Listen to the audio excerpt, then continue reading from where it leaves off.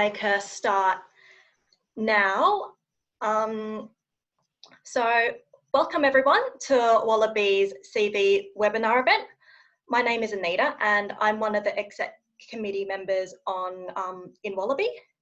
So for those who don't know who we are, so Waalhiibe is a student rural health club where we provide opportunities for allied health students interested in rural practice. So the club administrates trips to rural and remote areas, cultural awareness, training, skill development, evenings, guest speaker events, and networking opportunities focusing on enhancing and immersing student rural experience in health and careers.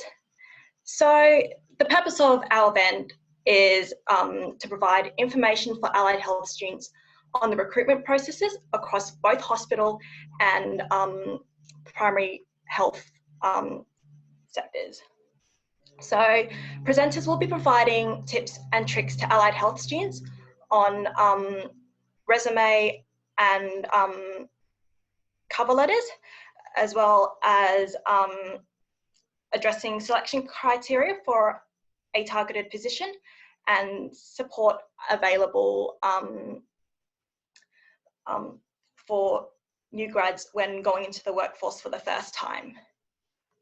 So our 5 speakers for tonight so our first speaker is Kathleen Franklyn, who is a career development consultant for the Faculty of Health Science at Curtin University.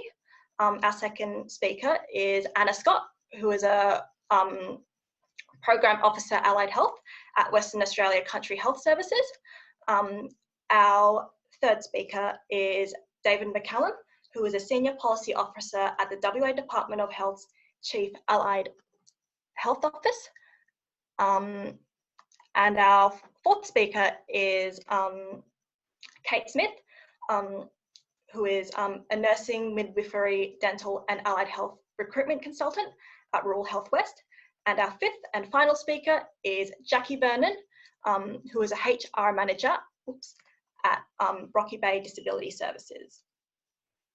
So how this webinar is going to work is each presenter will be presenting for 15 minutes, and after they present, it'll be a 10-minute Q&A after the presentation.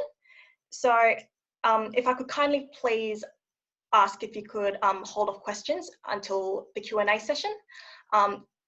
You guys, so all attendees are invited to use the live chat function on Zoom to post any questions that you have for our presenters. So our first speaker is Kathleen Franklyn, who is a career development consultant for the Faculty of Health Science at Curtin University. So Kathleen has worked in a range of different roles as a career consultant, leadership development and business coach in a range of industries, including pharmaceuticals and health. So Kathleen's role at Curtin is to run workshops and provide advice to improve student employability when they are applying for jobs in their field.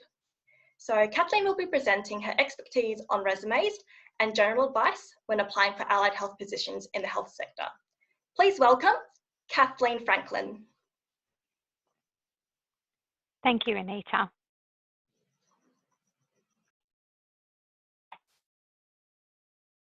So welcome everybody. This is a fantastic opportunity for you to be able to understand a little bit more about the real world applications process that you'll be exposed to as you move away from uni. So the purpose of my presentation this evening is to give you some insights around what the application process can look like. And I guess I want you to think about all of this strategically. So it's beyond just looking at the schematics of exactly what do I need to include, what does it look like. It's actually more important to actually think about the strategy behind your job application. So Keeping that in mind, designing your career is a process and it's not something that will happen immediately after graduating. So it's really important that you start thinking about this now, particularly as the work world has changed significantly in recent times. We need to be thinking nimbly, we need to be thinking logically, and we need to be thinking targetedly. So what can we really think about in terms of what are the steps that we need to create success? So really it's very simple. It's really, you need to know what your target employer wants, give the employer what they're asking for, and put together a strong job application. So it sounds really simple. I guess the reality is trying to put that in place. And what I'd like to do is actually think about, sorry, I'm just actually noticing I can't actually get the screen on the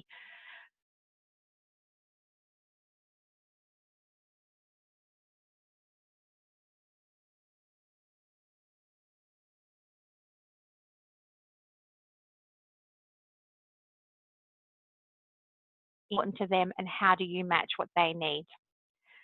So if we look at that from a graduate point of view, we normally assume it's what we've learned at university that's the most important. But we need to be able to look at the interpersonal skills and our soft skills and enterprise skills. So when employers were surveyed and said, what do you want from a graduate? These are the things that came up. Interestingly, work experience and technical experience are not at the top of the list. So you need to be able to think holistically in terms of what everything can look like for you as you move into the workforce and how you make the most of the skill set that you already have. From a health perspective, it's really important to think about, again, what the employer wants. And I think the last 3 points are really important. The academic progress is important, but it's actually not the be all and end all. You need to be able to know that you can do your job well. So think about that. You don't want to be the graduate who knows 50% of their stuff. You need to be able to know your field of study. But you do actually want to be able to have an inquiring approach, that ability to demonstrate your practical knowledge and to be able to continuously learn. And we know that as we progress through our careers, we will need to continue developing our knowledge in a current and relevant way. And that's why there's the CPD opportunities as you progress in your careers. So step 1 is knowing what your employer wants. Step 2 is actually give them what they want. So if you aren't clear about what you can offer a potential employer and how you'll be able to persuade them, then you will not be able to create a good job application.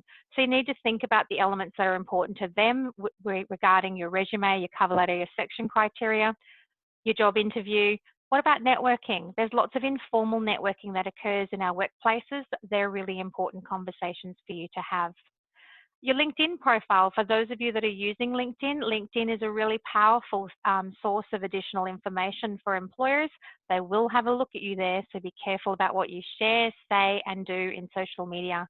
And even your conversations on prac experience, senior colleagues that are assisting you on practicums, they're really going to be able to give you some really good insights about what they want if you were to go and work for them in the future. You need to also think laterally, that ability to move your knowledge and understanding that you develop at university into skills and experience. And you start doing that when you're actually at university through your prac experience, through volunteering experience, etc. But you actually also don't discount the opportunity while you're out on placements to actually observe professionals doing well. So it might be that you don't have experience in something, but you can observe them being able to do something and that you can learn from that experience. The advantage of that is then what you could be doing when it comes to selection criteria and in your resume, you can actually develop your knowledge and understanding through the observation of such and such, developing skills in a particular area. So you can see that it's really, you can start bringing it all together as to what you're going to look like as the allied professional that you emerge from university as. So think about yourself in the role, not as a student applying for the role, as the allied health professional you're going to be when you are in that role. And that's what you need to be applying as. Targeting is critical and it's role specific, and the role in one organisation might be quite different to the role in another organisation. And you need to actually know what you'll be doing within that role. So find out what other people say and do that they, in terms of their roles, have a look at their experience, look at position summaries, job ads, LinkedIn profiles. Find out as much as you can about your profession and the type of professional you'd like to be, and learn from others. Could you gain a mentor? Could you ask for some advice or information from somebody to give you some additional insights? These are all going to help you create a much more compelling view of who you are as the emerging professional and the information that you put in your application documents. And you can see that there's lots of different sources of information that you can look at. So step 3, putting together a strong job application. We're here to help you. So there's lots of things you need to be thinking about: your job application reviews, you've got mock interviews, search tips, networking tips, etc. All of our services we've moved on to online forums. So please do keep having a look for the workshops that we're providing. And from the 29th of June, the week of the 29th of June, we will be running a suite of general workshops around job application elements, and we're running bespoke things in between as well.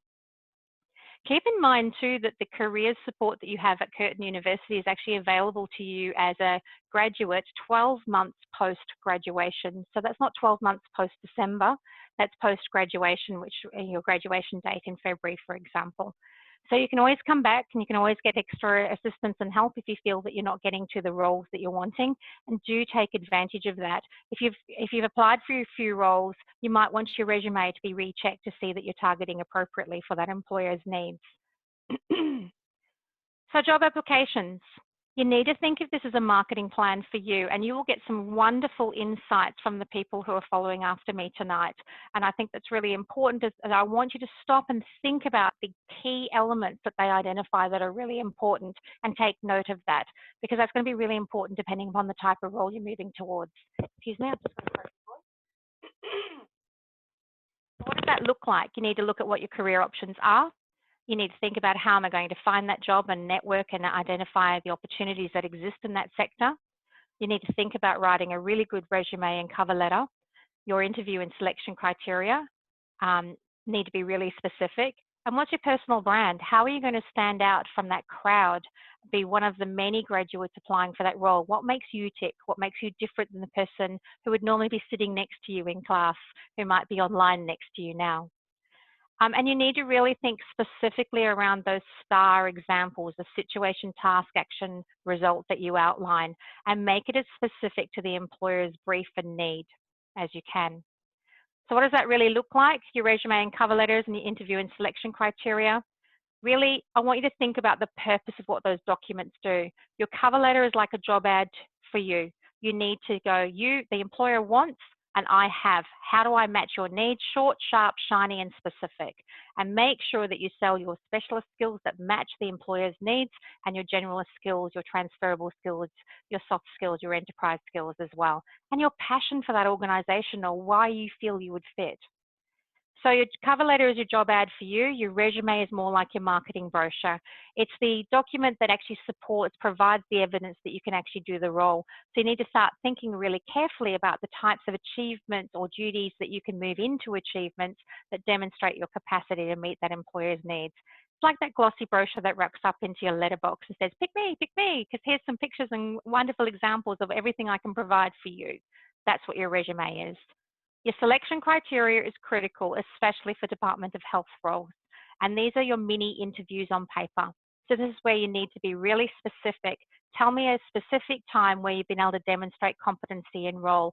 Answer every element of the question that's asked. So if it's oral and written, you need to find a good example that covers both. So the purpose of all these 3 documents is to literally open that door so that you can have that interview, that in-person interview, where you then have the opportunity to discuss your capabilities in action. They'll be checking to see your will, your passion, your fit. Did you write your own resume? Can you talk about the elements that you've identified in that? And there will be questions specific, mostly around the selection criteria. I really like this visual. I mean, you really do need to do your research. So this could have been quite, excuse the pun, catastrophic for this particular candidate, given that if they hadn't done their research.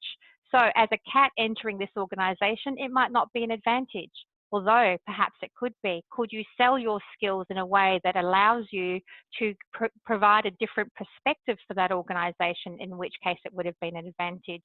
So your research will be really critical in the types of roles that you move towards. So the point of the interview is to demonstrate you can do the job, that you have a passion and interest, the will around the job, and that you will fit. Will you play nicely with the other people in the team? Will you be easy to manage? Do you have a good cultural fit for the organisation? And ideally, if you match all of those, then the employer will hire the person they like the most, and hopefully that will be you. So job search and networking, we don't have time to do this justice tonight, and I'm keeping to time. But I do think you need to keep in mind where jobs are. Most people will actually look at the visible market, which is considered the majority of the market. Employers normally hire people they know. So don't discount casual or volunteering opportunities within organisations to gain experience, but also get to know people, because they will then be able to give you the heads up. There might be a role coming up. They might be willing to assist you in your in reviewing your application. There's lots of opportunities for you to explore. Most people will actually look at the advertised market and approach the market that way. However, 80% of roles are in the hidden market, particularly if you're moving into small business or group practices, etc. It'll be really important for you to think about who do you know, how can you get to a feel for the organisation, and be one of those people that is the smaller percentage of 20% of people fishing in the larger pond of 80%.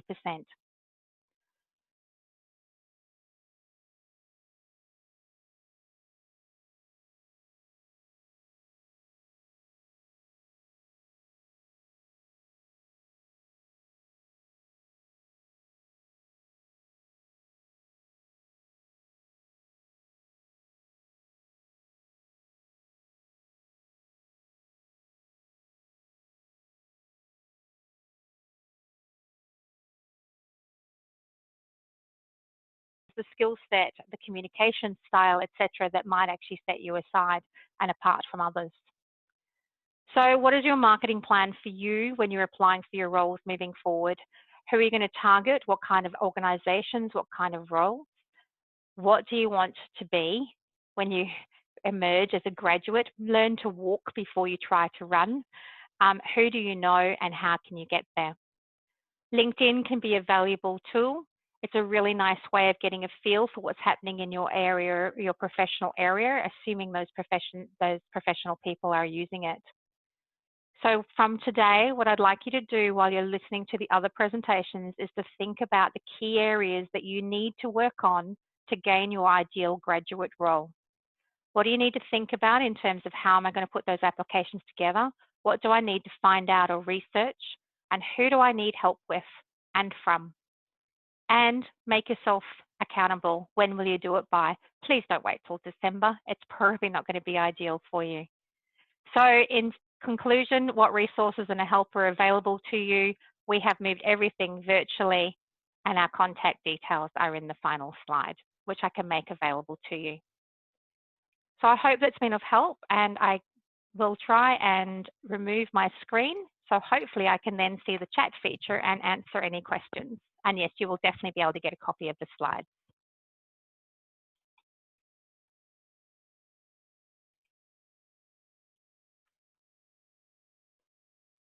So well, are there any, sorry, yep. Thanks for that presentation. We'll just see if anyone's got any questions, and yeah, just use the chat function. So it should just be at the bottom of your screen.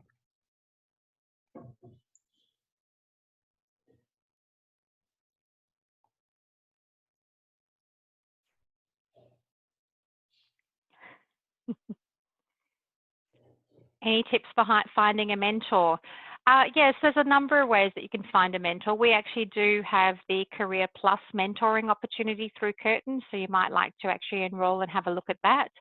I would also recommend that while you're out on placement to make connections with individuals and ask people if they would be willing to give you some advice and whether they'd be willing to actually act as a mentor for semi-regular advice. You can either do it as an informal arrangement or a formal arrangement. I think you need to be really clear that you're not going to bug them. You need to be able to create an understanding or an agreement where it might be a 10-minute coffee conversation or on a monthly basis, or it might be something more regular. Okay. It's a really good point. So if you have somebody in mind and you don't know how to ask them, it can be really hard. Can you be introduced to them? And that might be a really good opportunity. Personal relationship to a professional relationship, I'd just ask if they know you as a person. The worst they can do is say no. And you can probably organise the conversation in a way that you could say, look, we've known each other for a long time. I wonder, as you know, I'm about to emerge into my professional capacity. Would you feel comfortable in us starting to talk a little bit more from a professional perspective? And give them that yes or no option. And it's okay if they're not comfortable in moving to that level, or they might be able to, or perhaps you could preempt it with a question around, I'm looking to try and establish a more professional mentoring advice relationship.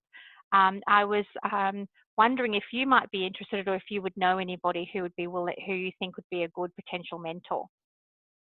Just an idea. Yeah, the spamming on LinkedIn can be really hard. So the question is, last time I was on LinkedIn, I got spammed a lot a few years ago. Look, it has improved. We will be running some more LinkedIn workshops shortly. So please do look for that within the next month. I think it's about trying to create good connections and thinking about who you actually accept within your network. Some people are definitely there for marketing purposes only, and you can often get a feel for that. You can also block people. So if you do have too many people spamming you, you could actually block them. So that might be an option as well. All right, Kathleen, we might just leave it there for the questions. I'm just mindful of time. Absolutely. So then we'll just have our next presenter come.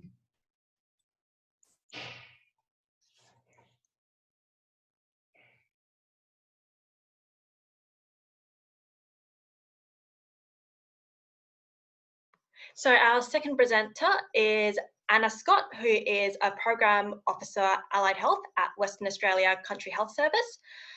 So since graduating as an occupational therapist from Curtin University, Anna has had a varied career spanning clinical, project and management roles, both here in Australia and overseas. Anna is currently working at the WA Country Health Service and enjoys being part of the Central Allied Health Program, where she supports rural allied health professionals to make a positive difference to the health outcomes of country West Australians. Anna is excited to be here today to talk about recruitment processes and opportunities for entering the allied health workforce within rural public hospitals and community health locations. Please welcome Anna Scott. Thank you very much. I am really happy to be here today. I do regularly present at these events each year, and it is lovely to see, even though I can't physically see, lots of new students that have been close to graduating and sharing, I guess, my passion for working in the country. As Anita mentioned, I'm an OT, and I did commence my career as a new graduate working down in Esperance, and it really was such a fabulous platform as a clinician to really get a really broad amount of experience and exposure to a wide range of clinical presentations. What I'm going to do today is have a quick chat with you about the WA Country Health Service, or WACHS, that I'll call it from now on. I'm just going to share my screen. I did only learn to do this a few minutes ago, so hopefully it will work. Share that.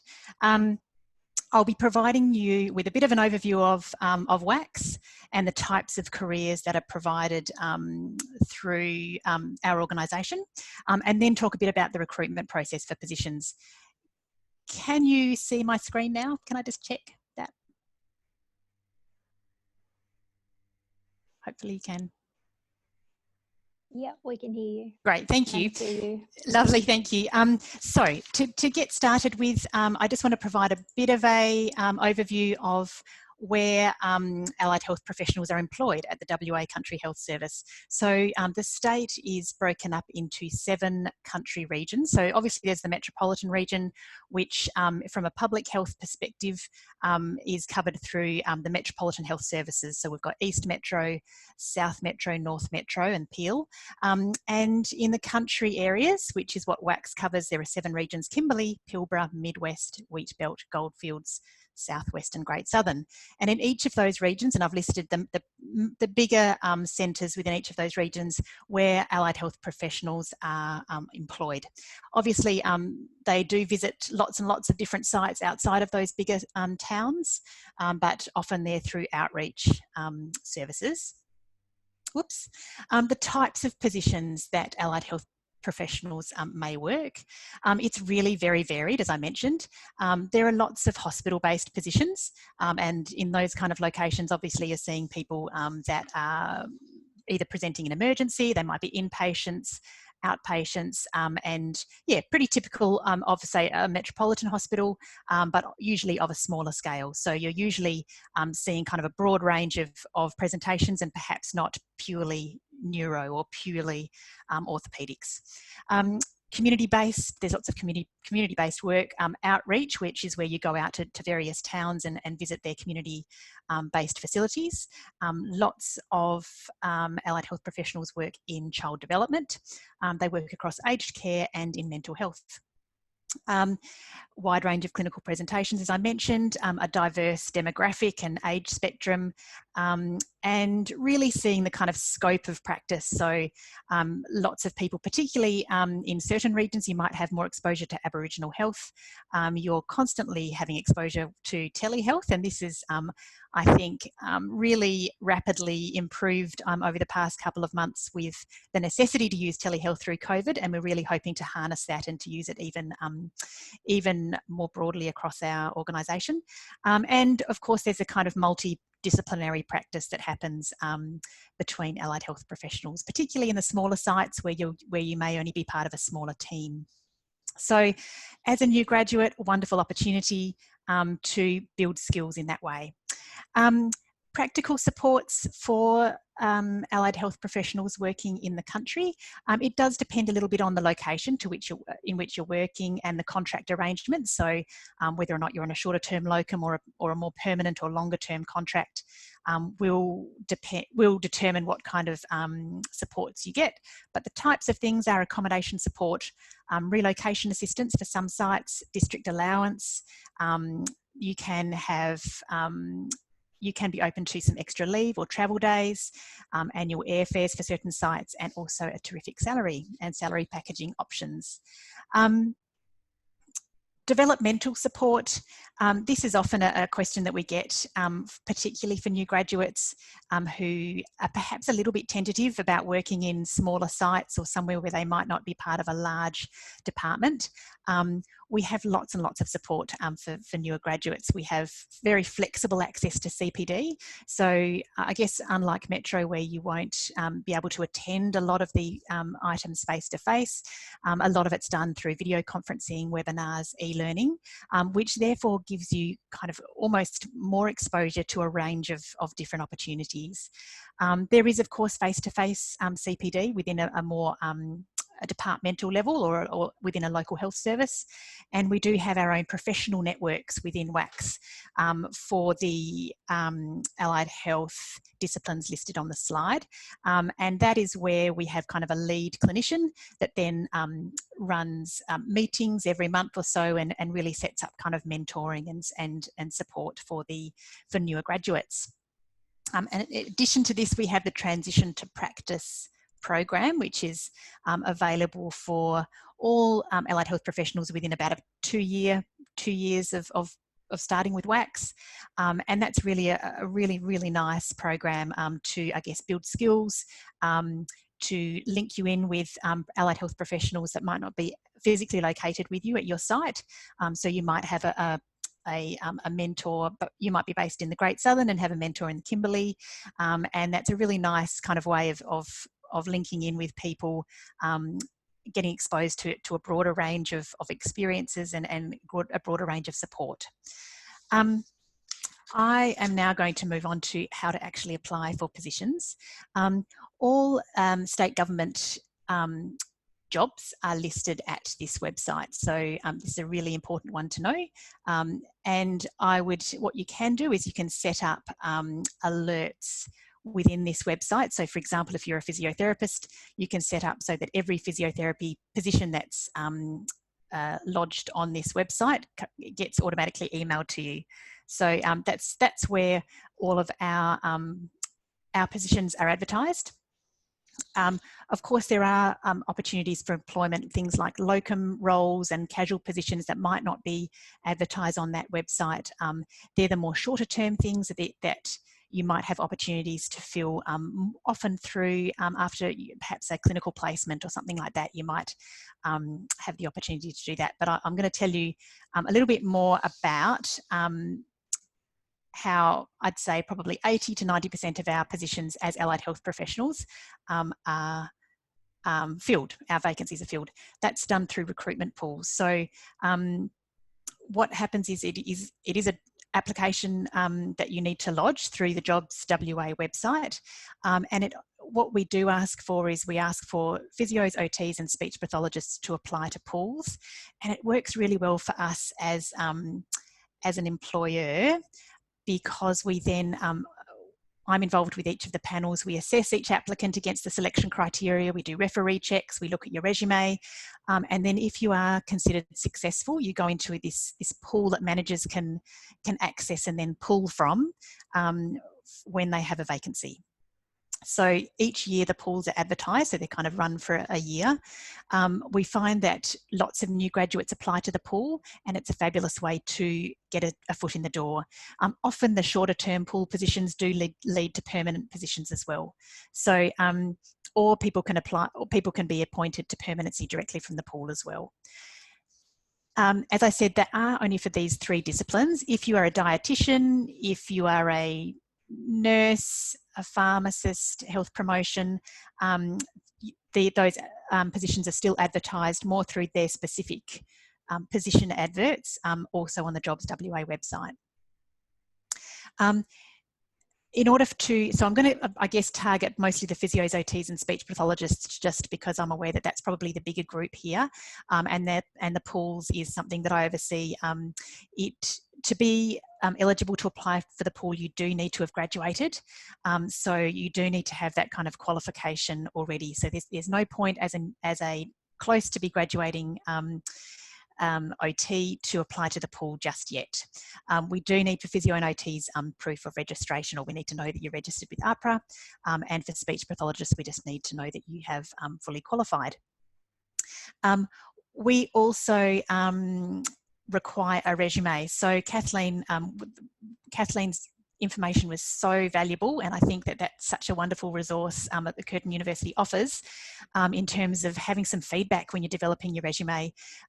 Things that I look for in a resume, and not all of them have every section like this, but I do find it really handy to have a bit of an overview of someone through a cover letter, and that might cover your career goal, and a bit of a summary of your skills and experience. In your resume, you'll also have your formal qualifications, your employment history, if you do have some.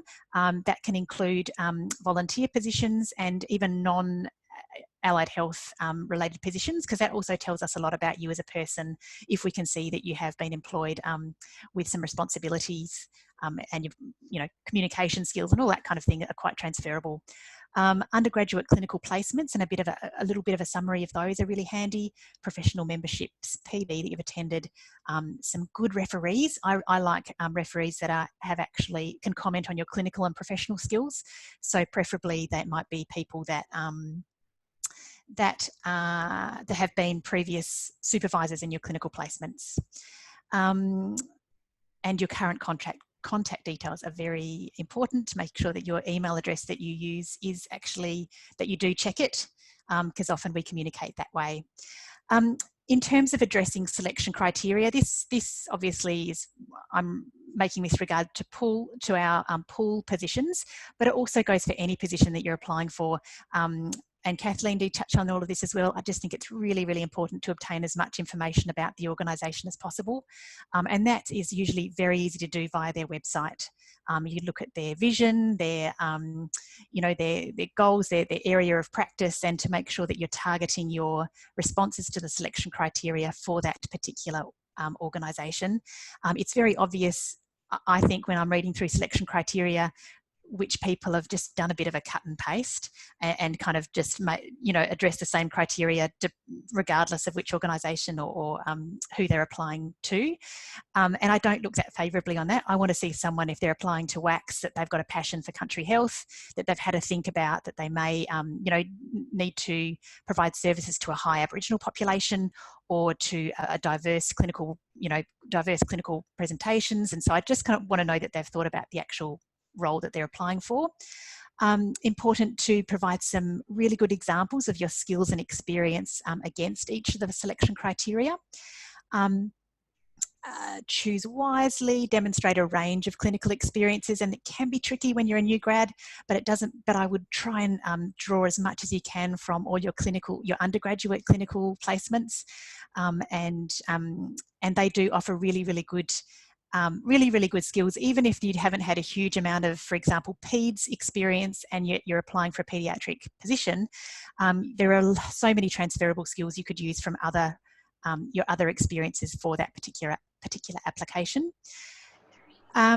Checking your application for accuracy is really important. Get someone to proofread it so that it comes across very professionally. That's very important. I'm racing through a little bit.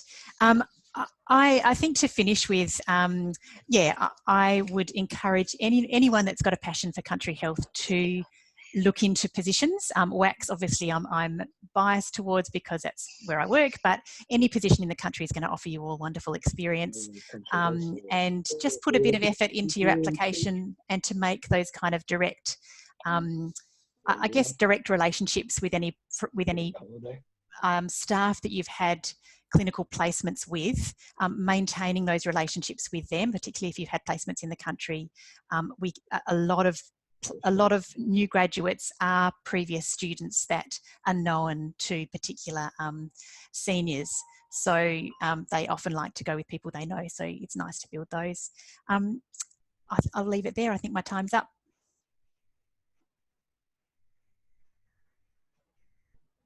Beautiful, thanks for that. If anyone has any questions, just pop them in the chat so we can get after answering them. So we've just got one here. So regarding the selection criteria, how long should our answers be for each point? That's a good question. I think it varies a little bit depending on the position that you're applying for. If there are only perhaps 3 selection criteria for the whole position, for the whole application, you might make it, you know, I don't know, a page per criteria. For our particular selection criteria, we usually have about 5 essential criteria and maybe 3 desirable. I would put maybe half a page to 3/4 of a page for each essential criteria. Not waffling on too much at all, getting to the point, but providing enough information that we can see that you understand the skills that we're looking for and can also back that up with a little bit of experience. So yeah, I'd say between half a page to no more than 3/4 of a page. The desirable criteria might be less because you may not have as much experience or as much to say, but I would also advise giving it a go and attempting to respond to the desirable criteria as well. Our next question is from Sandy. So, for WACHS, when is the best time to apply for country jobs on the website? When is the best time to apply? Okay. So, certainly for OT, speeches and physios, the end of all, depending on when you graduate, I'm assuming that most of you are Curtin graduates, that it will be towards the end of the year. We do require that you are fully qualified. So even if you're still waiting for your ARPA registration, that's okay, as long as you can show that you have finished, that you have, you know, your actual qualification, then that is when you need to apply. I think for other professions, and if you're applying to outside of WACHS, it may be worth applying when you perhaps are getting nearer to finishing your degree. But if you do see a job that you're interested in, it's definitely worth just calling up the contact person. So each position that's advertised has a contact person and their number, and phone them. If you haven't yet quite graduated, it's still worth making contact and asking them if it's worth putting in an application, and some might be happy for you to do that and to wait for you to be fully registered. Yep.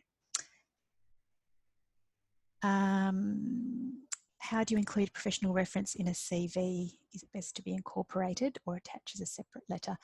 So I don't. Some people do attach a professional reference as kind of a separate letter to their application. It's not absolutely essential.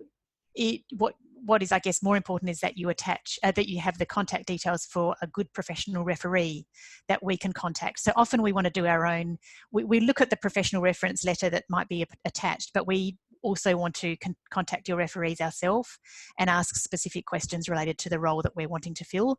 So yeah, you can attach a reference as a letter, but definitely make sure you attach, you include the contact details of a good professional referee or a couple. Would you prefer a supervisor, manager, or a mentor colleague? I would prefer a supervisor or someone who has line managed you as a referee. A mentor or colleague is okay, but I guess some of the questions we have to ask are more suitable for a supervisor.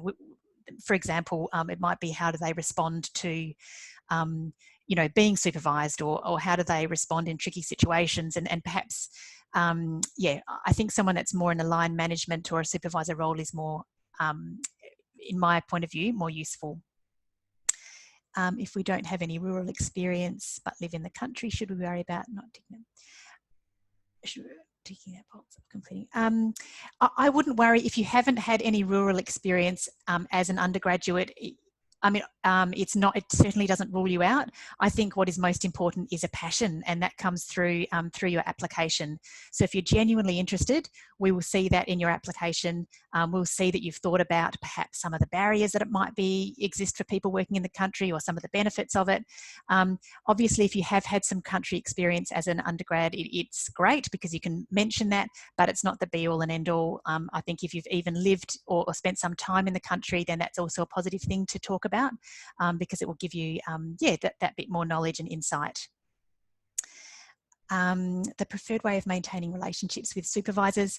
It depends a little bit on the nature of your relationship with your supervisor. If it's been a really positive, if you've had a really positive, friendly, kind of casual relationship with your supervisor, then you could just maintain that through, you know, the odd email every now and then, keeping in touch, and letting them know when you're getting closer to graduate.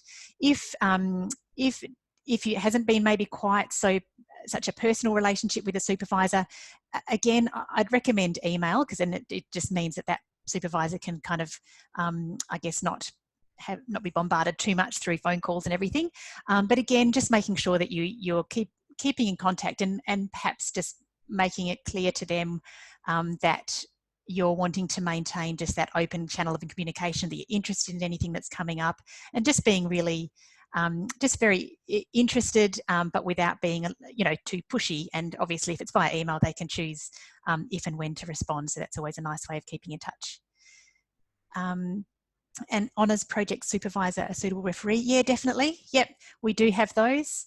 Again, so, I would accompany that with a supervisor that's had some more clinical experience with you as well, so that they can comment on your relationship with patients and your communication skills with them. But certainly a uni supervisor or an honours supervisor is good as well. If we have 3 referees from supervisors, it depends. It depends how many. Most applications or most positions advertised will specify how many referees they would like.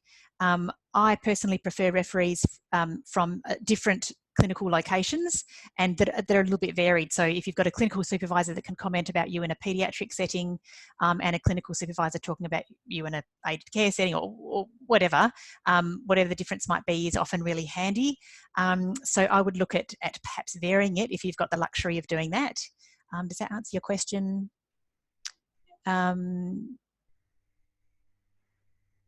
Yeah, if your manager is not health related, so if it's a manager of you working at your part-time job at Hungry Jack's, I probably wouldn't worry about including that person. I would definitely put that you have part-time employment at that location and the types of things that you do and the customer experience that you have to do every day and responsibilities you have. But I personally would look at more of a professional and a supervisor that you've had in a more clinical and professional sense. I hope that answers everyone's questions.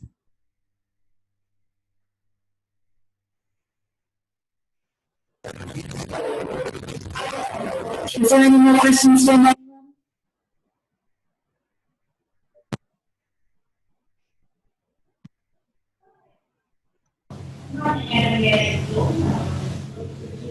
Right, I think that pretty much just takes that up to our time anyway, so I'll pass you back to Anita.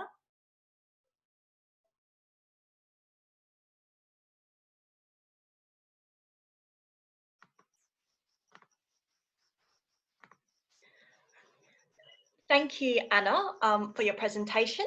So our next presenter is David McCallum. He is a Senior Policy Officer at the WA Department of Health's Chief Allied Health Office.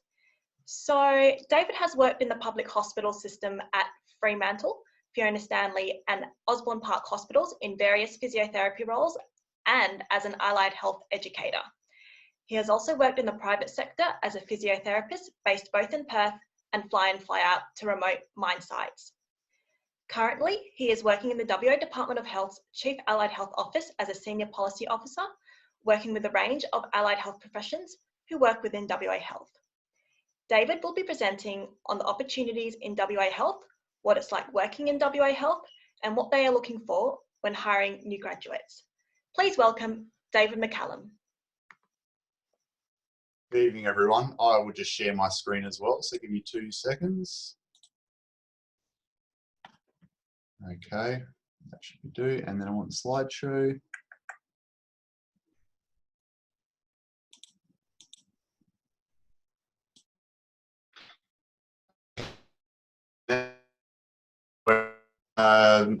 And welcome. What I will say first is Kathleen and Anna have provided a lot of really good information there for everybody. So what I've sort of done on the fly is I'm going to change it up just a little bit, just so we're not repeating what they've already covered. What I'll try to do is give a bit of a, I suppose, first-hand experience for all those years ago when I was first looking for that job, and hopefully give you a little bit wider background at WA Health as a whole, okay?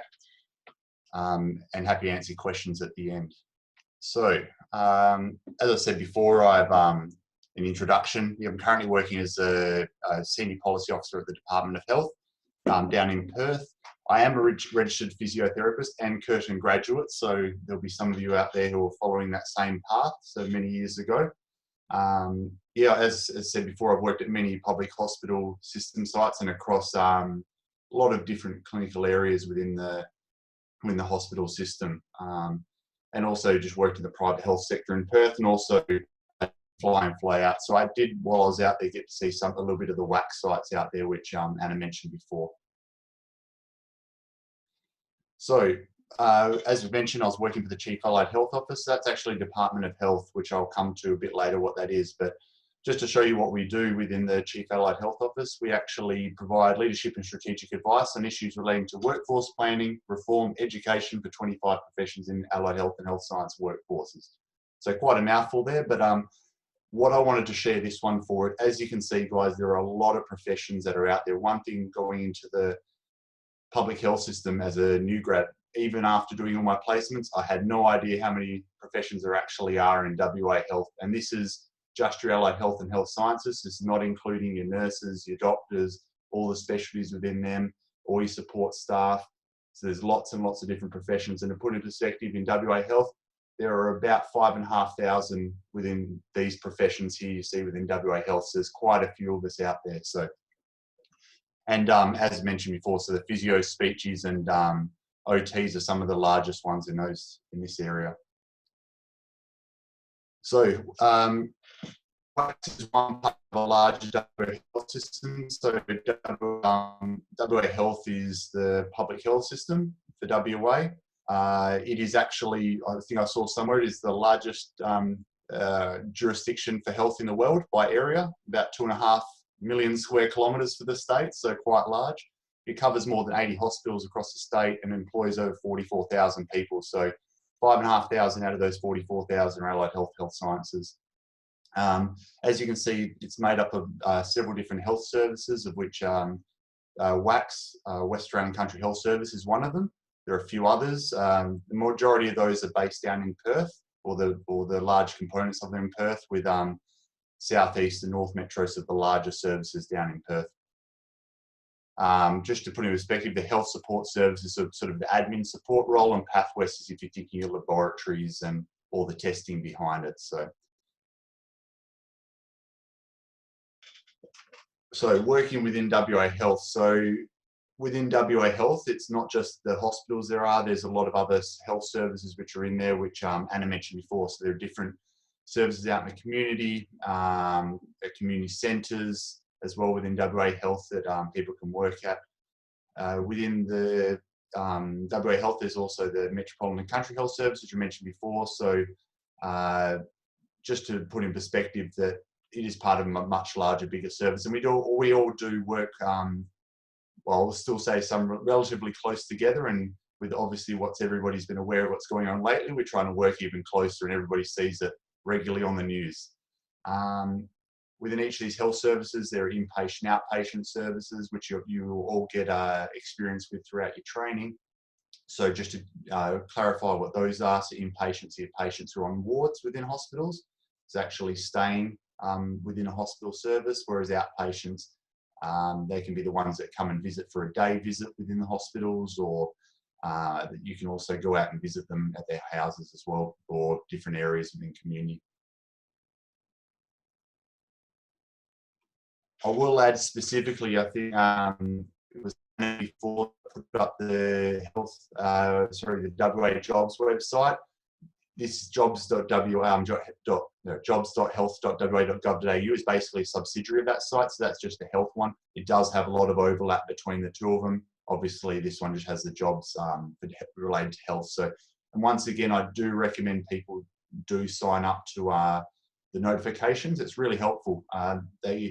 You can get, depending on how many jobs you're looking for, you can get daily notifications within WA Health. So they do come out 7 days a week, and it is a good way of keeping abreast of what is out there. Even if at some point you do get your first short-term contract, recommend keep them going, because you might be able to apply for a longer-term position or something in a different area as well. There's another link here that I would recommend having a look at as well, the health.wa.gov.au careers website. Has some good information on there about the application process and what's involved from a WA Health aspect. So has some really good nuggets of information on there, so I recommend everybody have a look on that as well. What I wanted to do for these next 3 points, so CV selection criteria interview, was just some key things I thought people might like to learn or take away from this. So one of them was in regards to referees. As both the ladies mentioned before, professional referees in particular, are what we're really looking for when people are applying for jobs. I would recommend, over your final 12 months of placement, if you can, you do have a good rapport with your referee and you've done well what you think well at that placement, it's worth asking them and approaching them while you're there. Would you be happy to be a referee in the future if I need it for a job interview? Most people don't mind at all. It's also important to keep those good relationships as well. So make sure you get their details, their title, their position, what they did in relation to you, keeping that for your referee.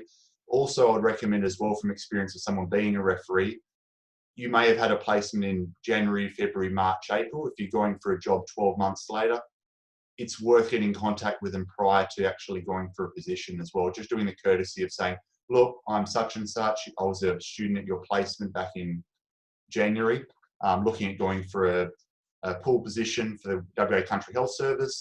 Would you be happy to be a referee for me again as well? Just so because as they were mentioning before, referee checks are something that go through these pool positions. And it is nice to actually have a heads up that we are receiving an email, because often that's how we get it. We'll get an automated email sent out that says you've been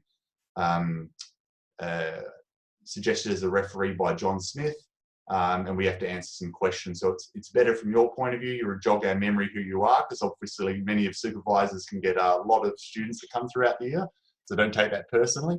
But it's also just good to keep that relationship going as well. Selection criteria.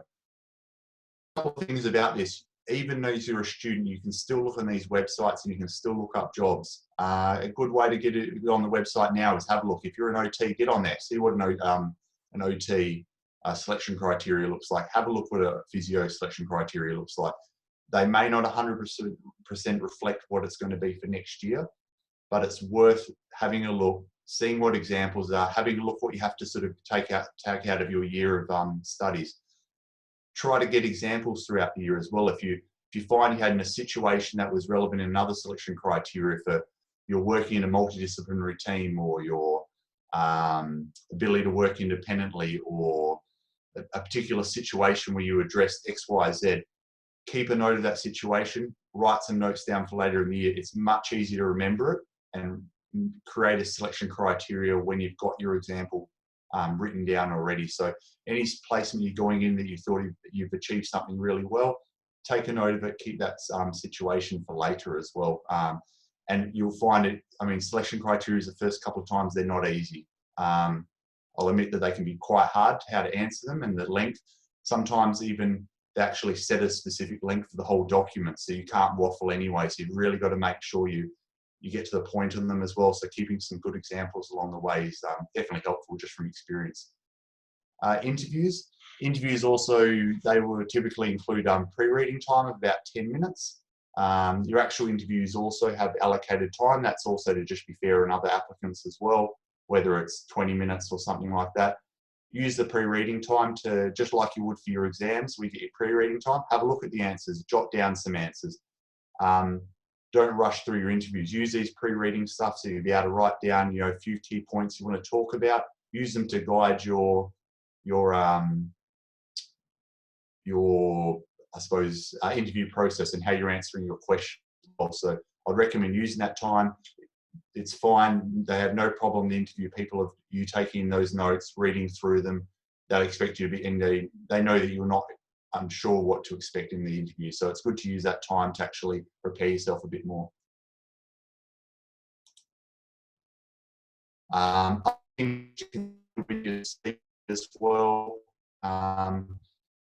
we're talking about jobs previous that aren't, that may not be relevant to your actual degree. So obviously you haven't worked as a physio, speech, OT before because you haven't graduated. Some other things to think about though, have I worked in maybe it's a gym position or something that might be a little bit applicable. You've worked with people, you managed classes, you've worked in a team.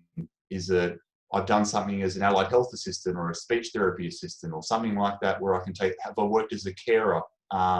These are still particular roles. Have I worked for a sports training club, something like that? All those positions are still relevant for your first job, and they still have skills that can apply to those jobs. Obviously they're not for future jobs, and when you actually start to get experience in their roles, those will trump them. But obviously we understand as new graduates, don't have these experiences as well.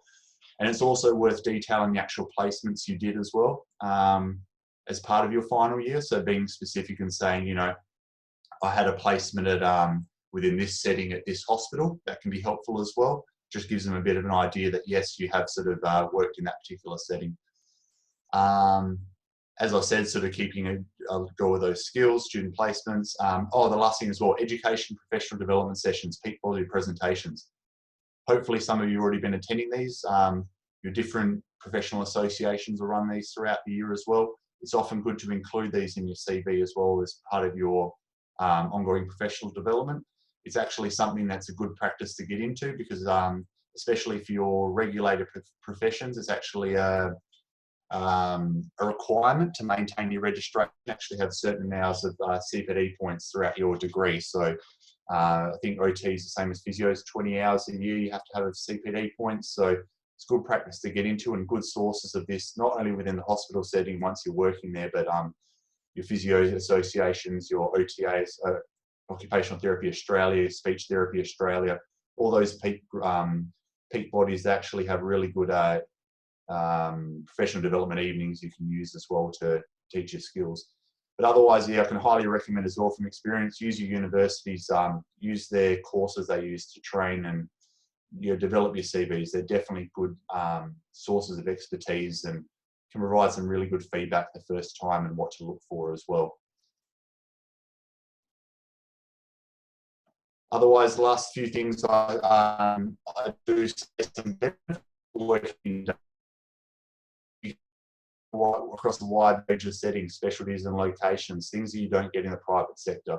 In WACHS especially, it's because obviously there might be one hospital over covering such a large area. You could think your Geraldtons, your Broome, even your inland ones, Kalgoorlie, they'll be the one hospital servicing a large area, so they can cover inpatient and outpatient. Often you hear stories of therapists treating in the outpatients in the morning, treating on a ward in the afternoon, so you do get that good experience as well.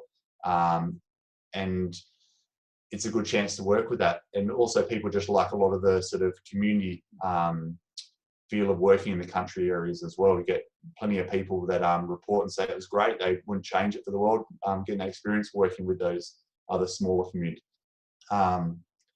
Also just the opportunity to work with a wide variety of health professionals as well. So you get to work with all those 24 professions I put before in different varying amounts, plus your doctors and your nurses as well. So it opens your eyes up to a whole new opportunity working with different people and seeing that you're one part of a bigger story of getting optimal outcomes for patients. So that's really good, really rewarding from that point of view. You get to also work with experienced teams as well. So develop some good mentors along the way that can sort of help you refine and teach your skills along the way, which is really useful as well. And yeah, the last thing is just you continuing professional development opportunities as well. So each site generally will have your weekly or fortnightly or monthly training, and they'll use that as a chance to sort of help you develop your skills and chance to feedback on courses you've been to and link in with other professionals. I think that's roughly my time up. So does anybody have any questions? I'll have a look and see if there's anyone. Sorry if I close that down. Sorry about that, I've got to reopen this up, guys. So no, I don't know what's happened there.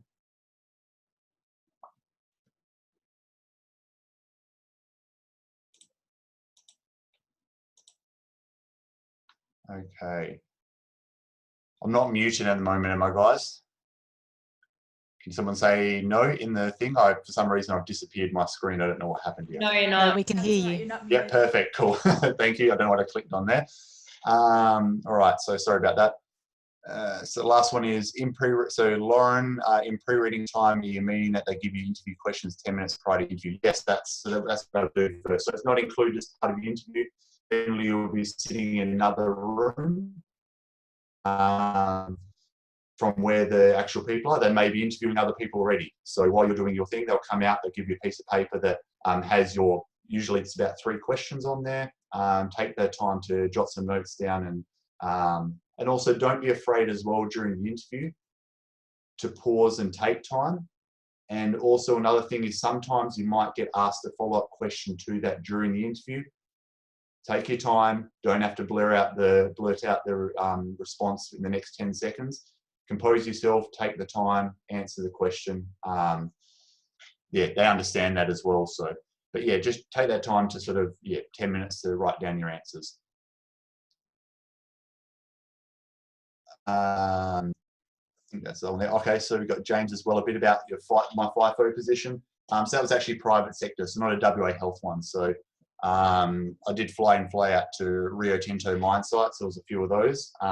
Definitely, it's not something for a new grad position. They generally don't take that because you are working on a mine site generally as the only health professional, much less physiotherapist. So you kind of have to have a fair amount of experience for that as well. But I will relate this back to WACHS, as we did occasionally have to work closely with the hospital there. Tom Price was the one close to where I was. So That was the only sort of site with imaging facilities, other physios as well. So it was good to have opportunity to work with them. There was a small team, I think at the time, a couple of physios, and they serviced quite a large area around the Pilbara. So yeah, it was quite interesting working with them.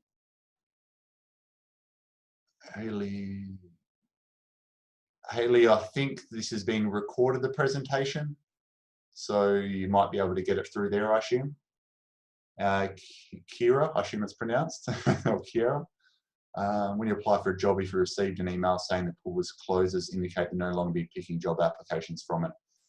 A lot of pools actually have ongoing dates for long periods.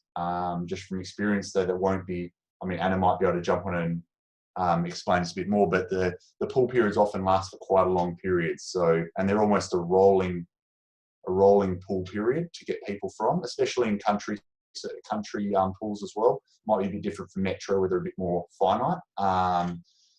But generally, you have to apply by the actual, you have to apply by the closing date as well. So for these things, they won't accept after that. And generally, the website will actually not let you input anyway. I think that answers your question. Are there any grad programs specifically allied health in WA Health? I know nursing midwifery has a grad program. I was wondering if there was one for allied health. No, not that I'm aware for allied health. There aren't any grad programs, unless Anna can correct me there. But yeah, as far as I know, there aren't any for allied health. The difference is for, I suppose, for grad programs in nurses, you obviously go through your dedicated rotational process, generally for a year, going within a couple of different settings within a hospital, and doctors do a similar sort of thing. But I suppose one thing about allied health is the assumption is that you're work ready coming out of your graduation. You're ready to go. So yeah, they don't have it within that. The only exception, actually, off the top of my head, is there is an intern program for pharmacists, but I don't think there are pharmacists here. So that's the only one that sort of comes under the Chief Allied Health Officer. So I thought I'd mention them, but they have an internship for a year, give or take. What do physio-specific CPD opportunities look like within WA Health? My recommendation is go to the APRA site. There's some good examples of what actually will be acceptable as a CPD.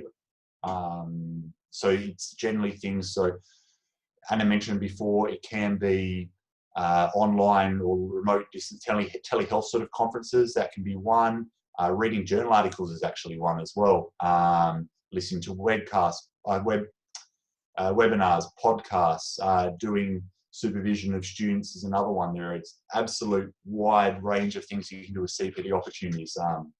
But yeah, so for me, probably even giving this actual presentation would technically count as a CPD thing for me, being a physio. So as an example, so there are lots of opportunities out there. But yeah, I'd recommend having a look through the APRA website, specific for the Board of Physiotherapy for that one. And they should have a list of what actually counts with CPD as well.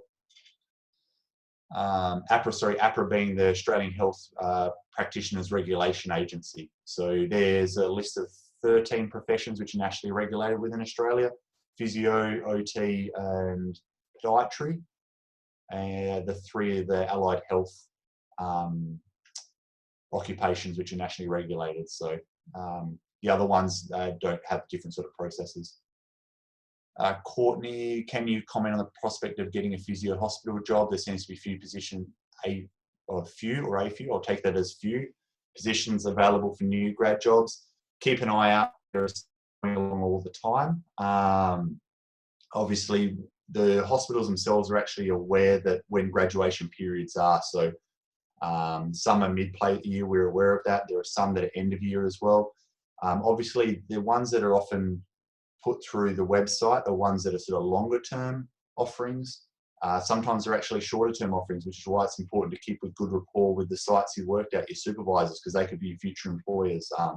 Sometimes they do need for short term locums and that. So if you did particularly work at a site, I mean, you can contact them directly. Sometimes they do have short term locums going, but at the moment it's probably preferable. There's plenty of pools out there at the moment for different work within WA Health. So yeah, the prospects doing it, honestly, off the top of my head, I can't actually give you a percentage of how many successful people, if that's what you're looking for. If you really want it and it's a really good, rewarding opportunity, go for it. Don't stop it. Don't stop you from applying. And I will have to look, Hayley, I'll have to open your link, Hayley, to see what you're sort of saying.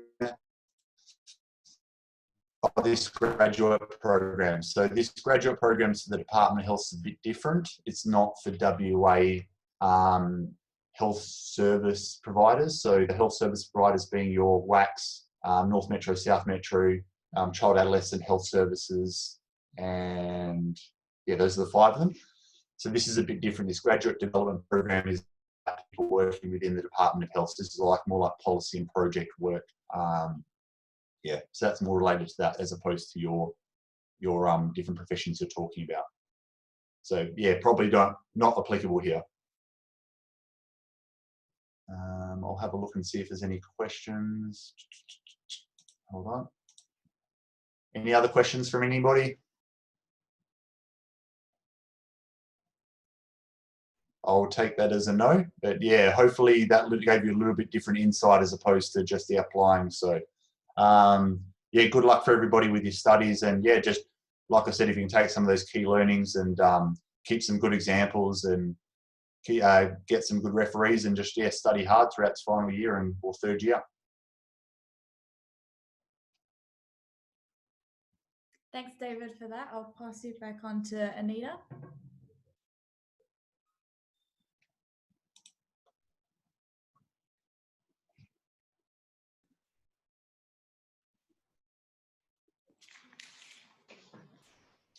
Thank you, David and McCallum, for your presentation.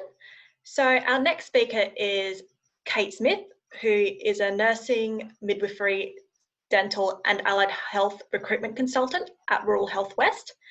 So Kate is a recruitment consultant at Rural Health West in the nursing and allied health team. So Rural Health West is a government-funded employment agency supporting the rural health workforce, ensuring rural communities have access to sustainable healthcare. Kate will be presenting on graduate opportunities through Rural Health West across primary health.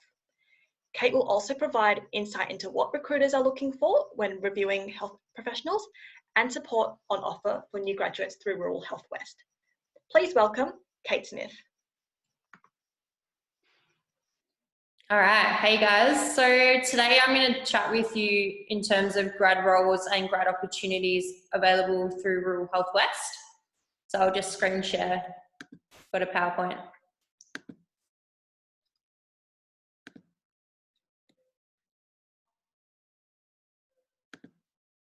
Okay, so Rural Health West, we've been around in the rural landscape for 30 years. So different from WACHS, we cover primary health. So a lot of your aged care providers, private practices, and also community posts and Aboriginal medical controlled services as well. So we do everything outside of hospital. So Rural Health West are a rural workforce agency for Western Australia, funded by the Australian Government Department of Health. We provide a free recruitment service for new grads interested in exploring career opportunities in primary health in rural WA. And we offer a wide range of programs designed to attract, recruit and retain health professionals for rural communities.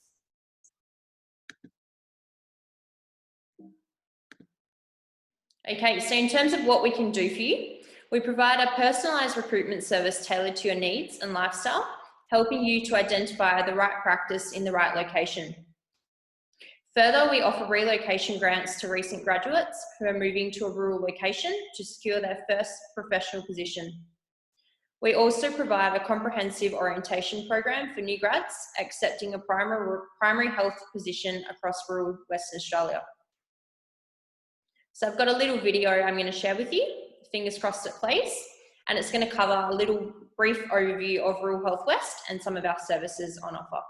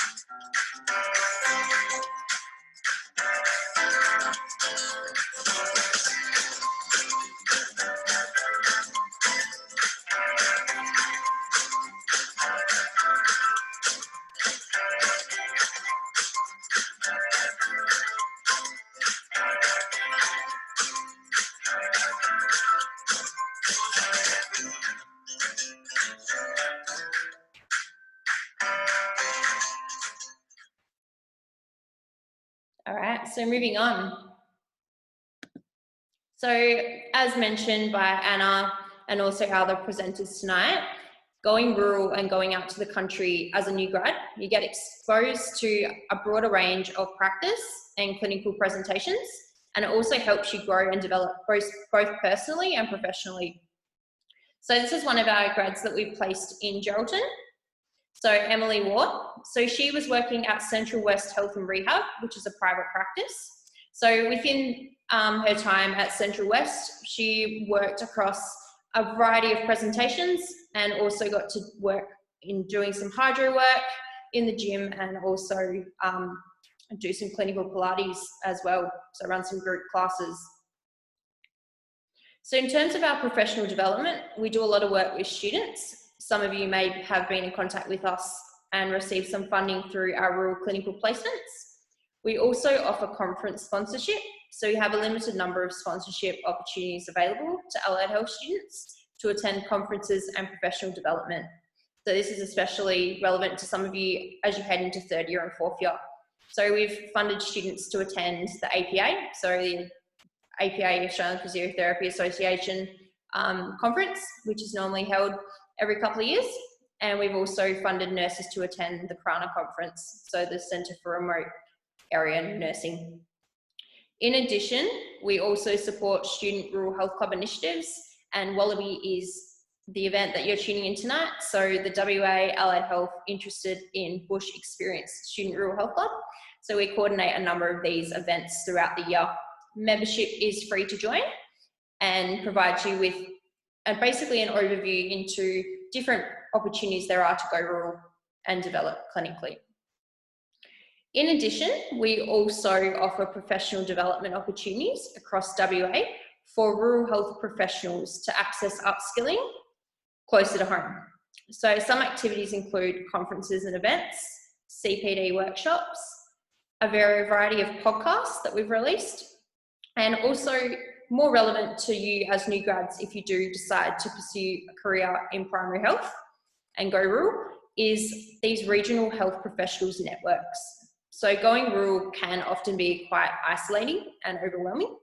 So going to a new town and starting a new role in a new location where you might not know anyone, it's important to get settled into that town, get involved and immersed in as many community activities as possible, but also have the opportunity to network and build them professional and also personal relationships with both professionals in your field and other health professionals in the town. So we've set up these regional health professionals networks. We've currently got one launched in the Pilbara region, also in the Southwest and the Goldfields. And in the next 12 to 18 months, we're looking at launching one of these networks across each of the regions as covered by Anna on her map. We also offer the Health Workforce Scholarship Program. So this program provides scholarships and bursaries to help health professionals in remote and rural Australia retain and enhance their capacity and scope of practice. So funding is available for health professionals providing primary health services. So that health professionals may work across Aboriginal controlled health services, non-government organisations, private practice, and also aged care providers. So this Health Workforce Scholarship Program provides funding that can be used to cover course fees for professional development, attend webinars, online courses and other training modules, maybe to complete some postgrad studies. So if you decide to work rurally and want to upskill and do a postgrad cert in another area of physiotherapy, for example, such as women's health, you can complete study online via a particular program or course that you may need to upskill, and also training related expenses. So further information on this program can be found on our website, and we usually have a number of funding applications open per year. So usually there's about 3 to 4 rounds of funding. We're also in the process, along with other rural health agencies, of working through the SARA, Rural Generalist Pathway, so the Services for Australia Rural and Remote Health. So this program is focused on supporting new grads working in primary health, private or not-for-profit, in triple M 3 through to 7 areas. This is under the modified Monash model, which can be found through the Department of Health. So this program runs for a period of up to 24 months. Students complete 12 blocks of 6 weeks, and they're provided with up to $10,000.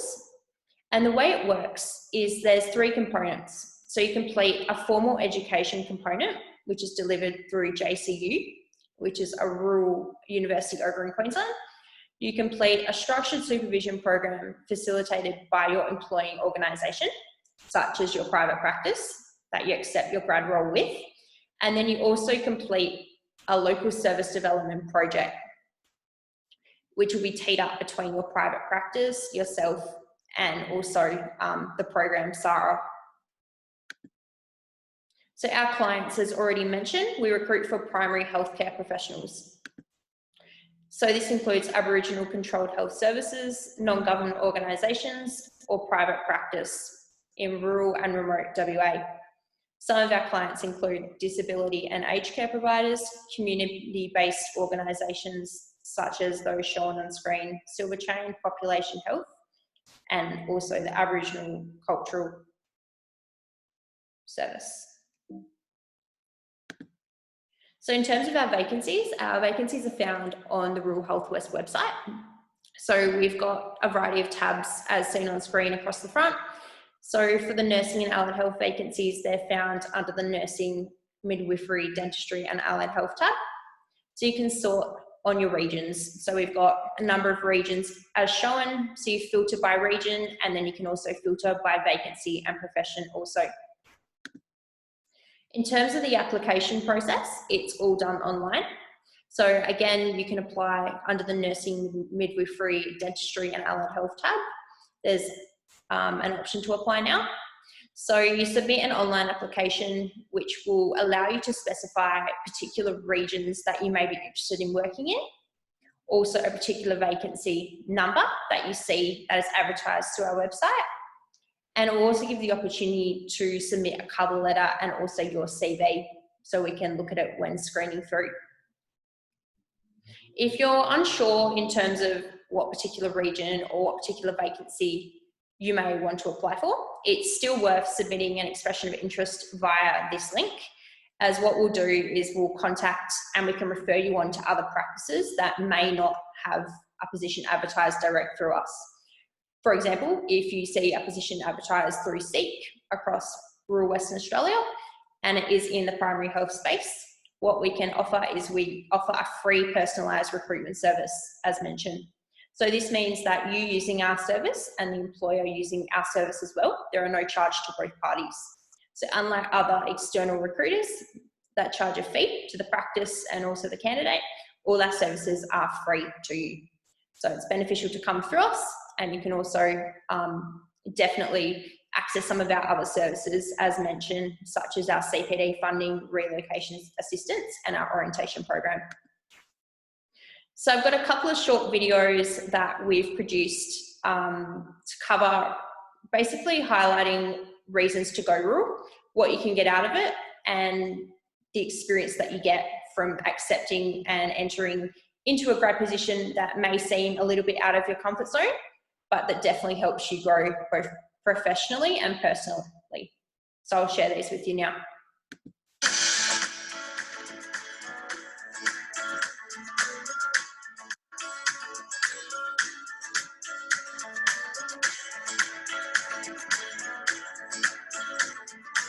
I love rural so much. What I've learned in the last 5 years living and working in a rural community will shape and has developed me in such a way that I don't think working anywhere else.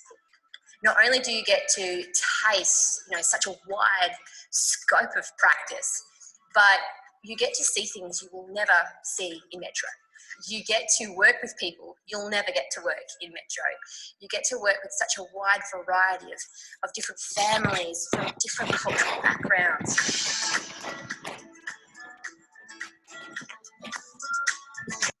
The typical thing to Karratha and the Pilbara is people have this 1 year plan, so they come for a year or even less, 6 month to 8 month plan.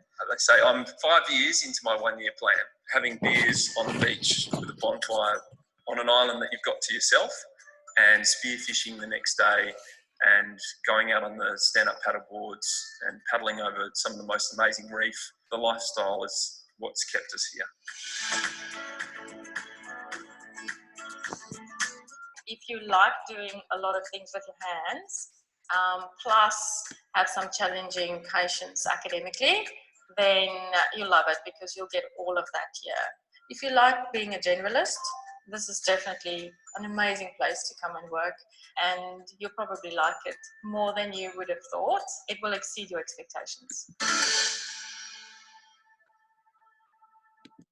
Awesome. So we've got one more to share with you, which covers off another couple of reasons why you should consider going rural.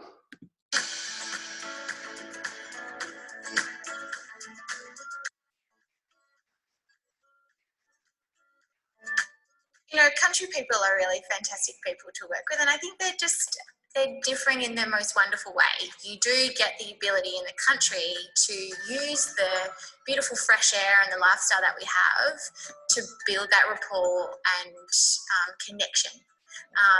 And the connection that you build allows you to make some great inroads. Because your families then come back to you, and things that you've suggested and they've implemented and they've worked, they then really appreciate everything that you've got to say or impart to them to help their families flourish. I think you become skilled in a lot of different areas, and especially in our team, we're very multi-dis. So we learn about what speech pathologists do, occupational therapists do, and so you got a good broad scope of the work that's required for that particular person or disability. So you have more skills, I think, and you get a lot more opportunity. So you learn a lot, but then also you've got great opportunity to help change lives.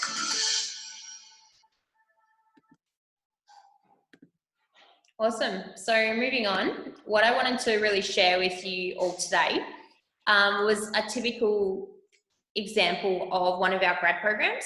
So we work a lot with private practices, and what I wanted to present to you today was a snapshot of one of our grad physio programs.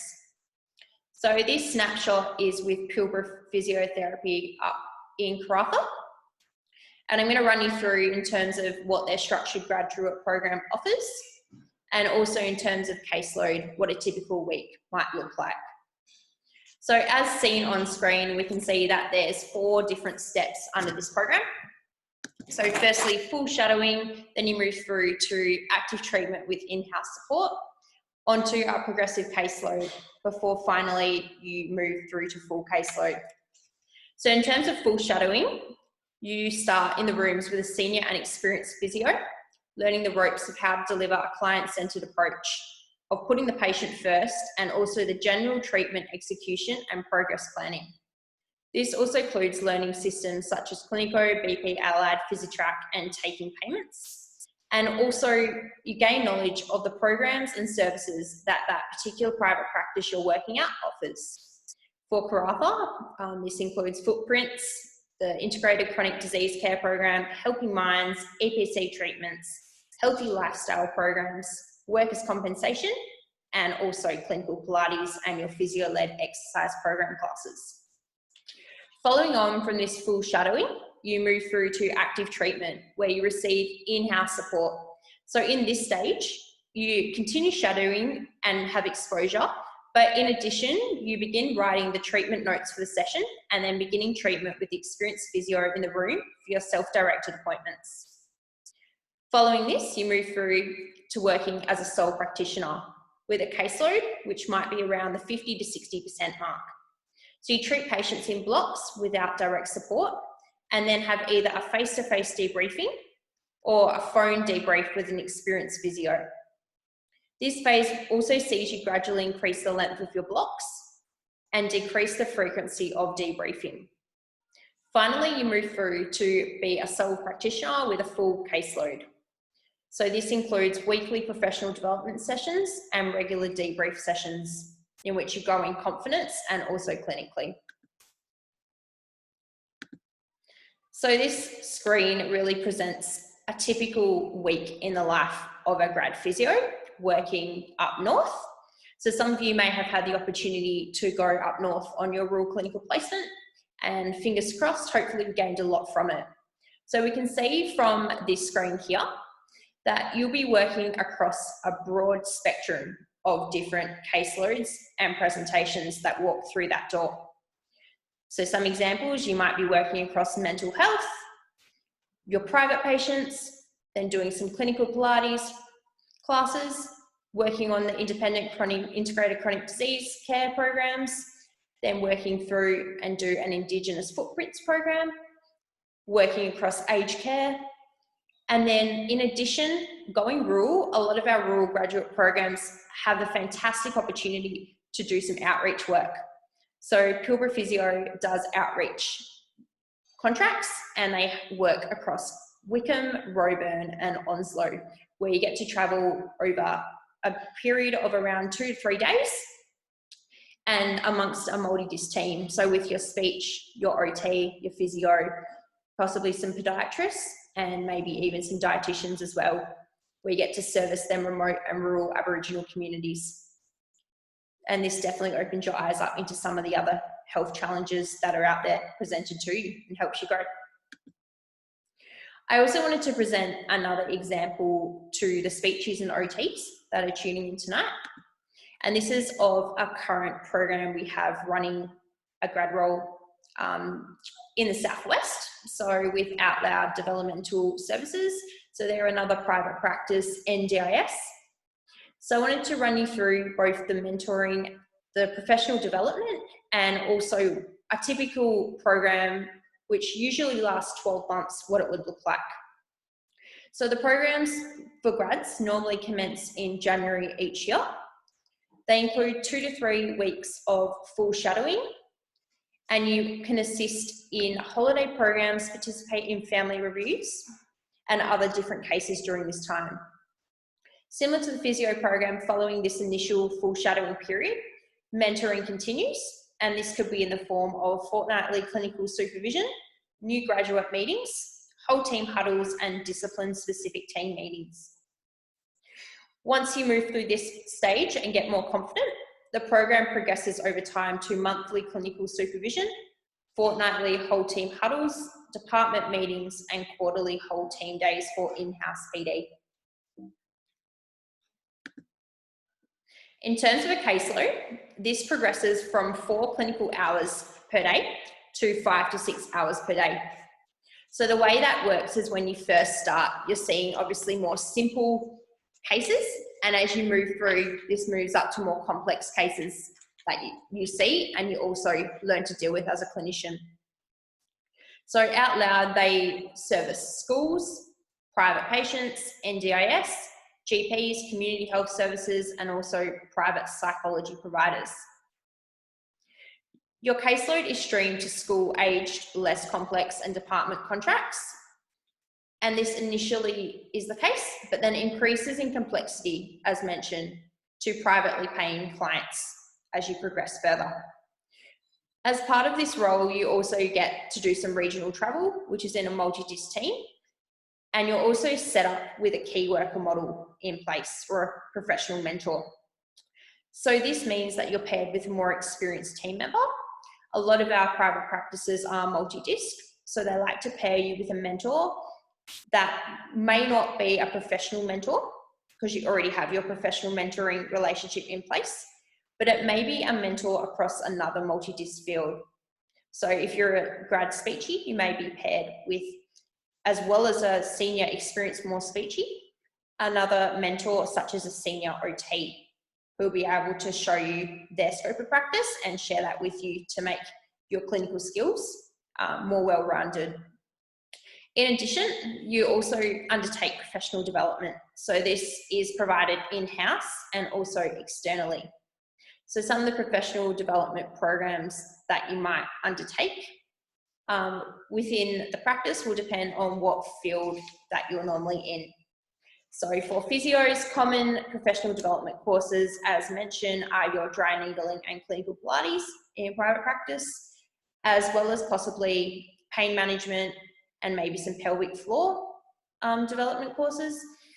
Then if you're a speechy, normally you'd undertake professional development in dysphagia and keyword sign, as well as other courses relevant to your current caseload and the practice.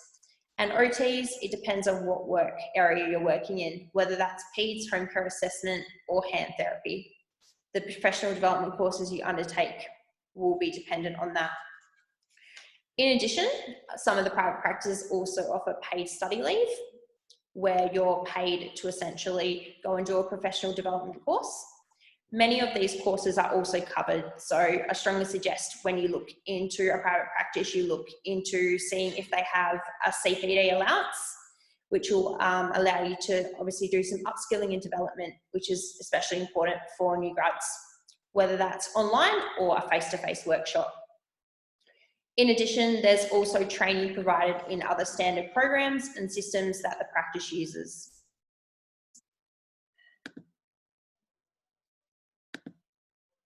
So what I wanted to chat you through also are some general tips that we look for when we're screening CVs and also approaching and chatting with new graduates.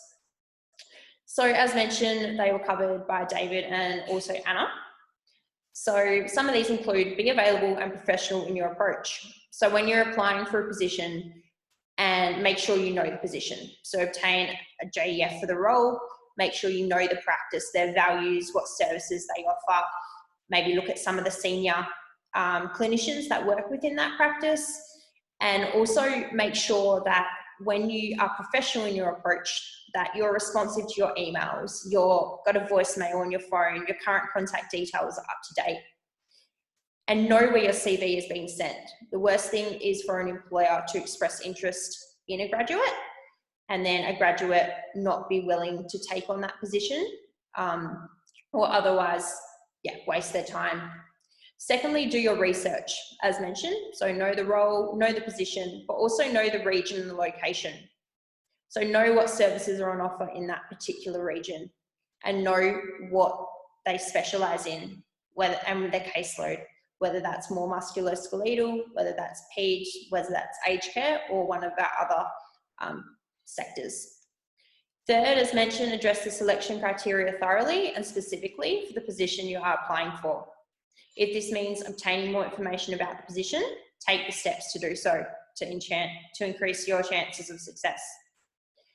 When you approach your interview, prepare relevant questions to bring to the interview. So whether that's in relation to the caseload, the structured graduate program in terms of what's on offer. A big one is also looking into the contract before signing and whether that contract is also providing you with a broad caseload, an established caseload, or whether it's expected that you have to develop that when you walk through the door. Nothing's worse for a new grad than walking into a practice where they're not supported and they don't have a base or established caseload. Further, it's important also before signing a contract that you read through the contract in terms of what's on offer. Also look through the structure of that contract, whether you're paid a base commission or a salary. This is especially important for new graduates accepting their first role. If you are paid, obviously, a base salary and a lot of your income earning is based off commission, there's retention that is associated with that. So if a patient if you have 4 patients booked in the one day, more specifically relating to private practice, and 2 of them patients decide to cancel, you might not necessarily get paid for them patients. So just make sure that you're looking at the contract and what's on offer. For graduates, I'd also strongly suggest going for a contract that is salary based if you're looking at entering into private practice. Also be aware of the free services on offer, as mentioned. So if you decide to go rural and you are interested in primary health, definitely look at our job opportunities available on our website. We might not have a specific position advertised in that location, but we've got access to over 1,300 practices across rural Western Australia. So what we can do is we offer a free CV referral service, so we can float your CV amongst practices in a particular region or area that you may be interested in working with and see if they have anything on offer. So there's some general tips and tricks in building on from what has already been mentioned tonight. So to finish up, in terms of gathering further information, you can head over to our website where you'll see a list of our current vacancies, how to apply, and also how we can support allied health professionals that are entering into primary health in these rural areas. And if you have any specific questions or would like to have a look at the vacancies on offer, contact me or Brooke in the Nursing and Allied Health team via the email on the screen, and we'll be able to get back to you as soon as possible. So what I'd strongly suggest is over the coming months, when you do look to apply for a position, contact us, head over to our website, and definitely look at the grad programs on offer. We can set you up one-on-one to have that personal discussion with the practice owner or the leading therapist in that private practice or organisation, who will be able to answer any specific questions you may have regarding the role. And that's all I have to share. I'll just check if any questions have come through.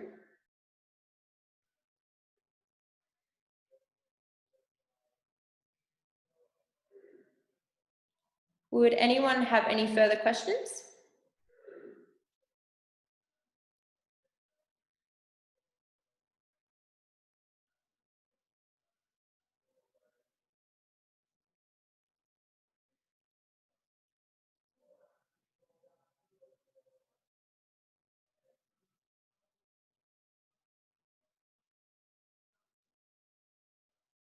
Awesome. So if there's no further questions, what I'll do is I'll pass you back to Anita.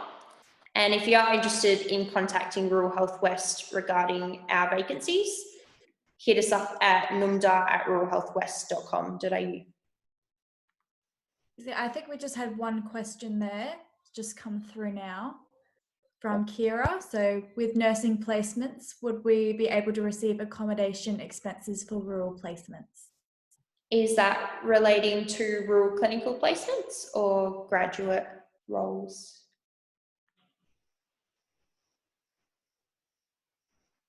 Okay, so for rural clinical placements, we've got our Allied Health Rural Clinical Placement Support Program. So that program's available under the Students tab on the website and provides funding for up to $800 for rural placements and to cover travel and accommodation expenses. So we've had 2 rounds that usually open. So one round opens and covers semester 1 of rural placements, and the second round will cover semester 2 of rural placements. So if any of the 4th year guys tuning in tonight are heading out on a rural placement, we'll have a new round opening from the 1st of July.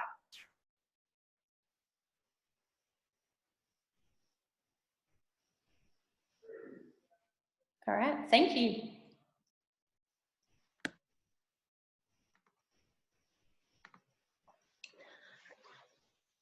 Thank you, Kate Smith, for your presentation. So our 5th and last presenter is Jackie Vernon. So Jackie has worked for National Disability Services, so the disability peak body in Australia, HR, legal and staffing consultancies for over 20 years. So Waalhiibe is a disability service provider, providing a range of services to people with disabilities in WA, including allied health. Jackie's role as a human resource manager is to oversee the employee life cycle, including workforce planning, recruitment, onboarding, performance management, training, organisation and development, and cultural as well. Jackie will be talking about what it's like working in the disability sector and what Waalhiibe looks for when hiring potential employees. Please welcome Jackie Vernon.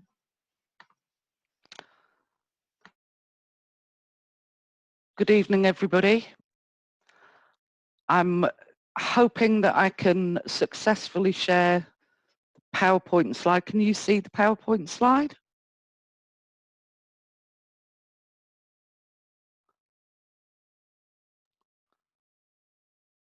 Okay, so I'm going to start a slideshow and hopefully keep us on track and not repeat some of the things that you've already heard this evening.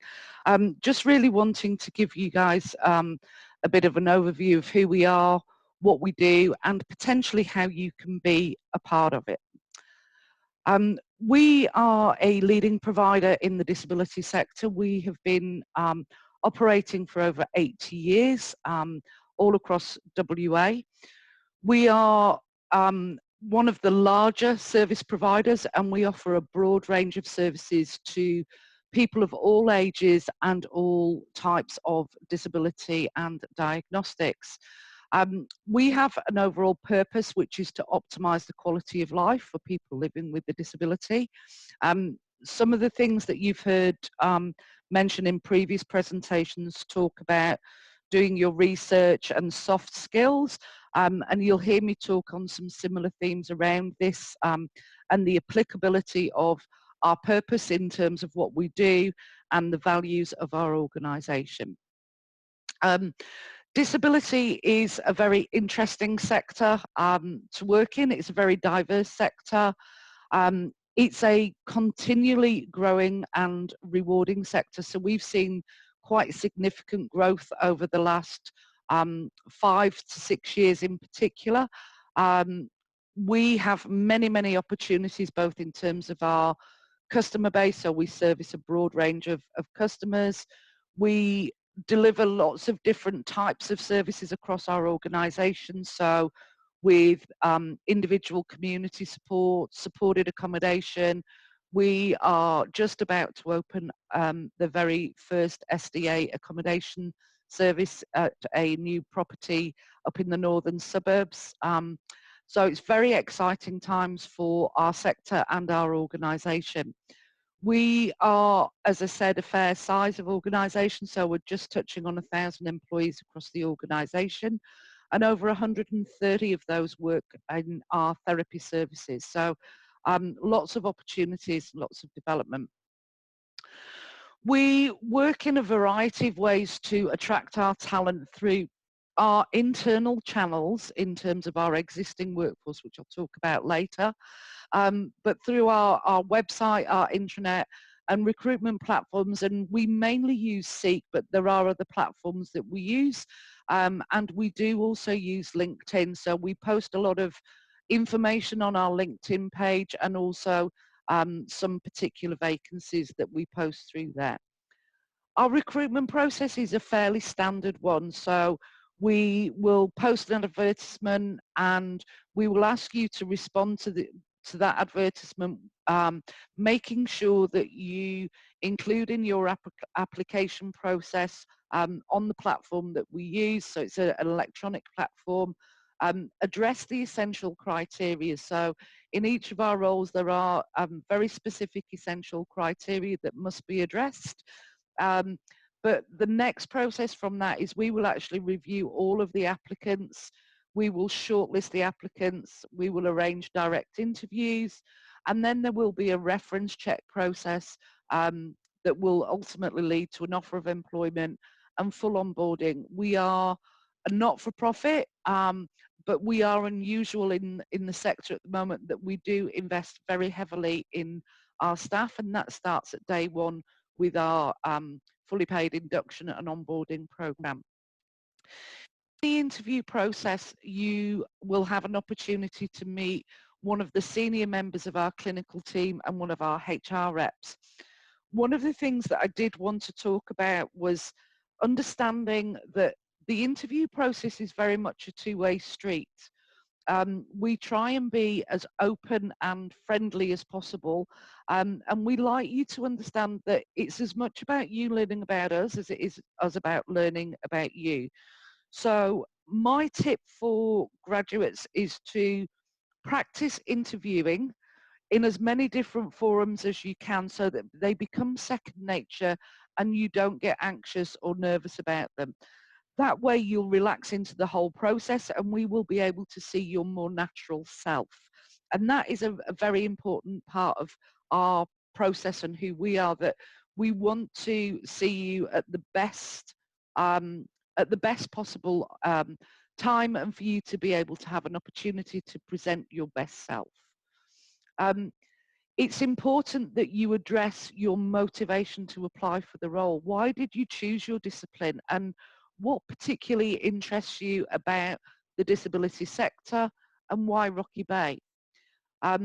What is your relevant experience and how does it apply to that role? Now, I think when we talk about relevant experience, it's important that we address the work that you do in becoming a qualified practitioner and a graduate of your program.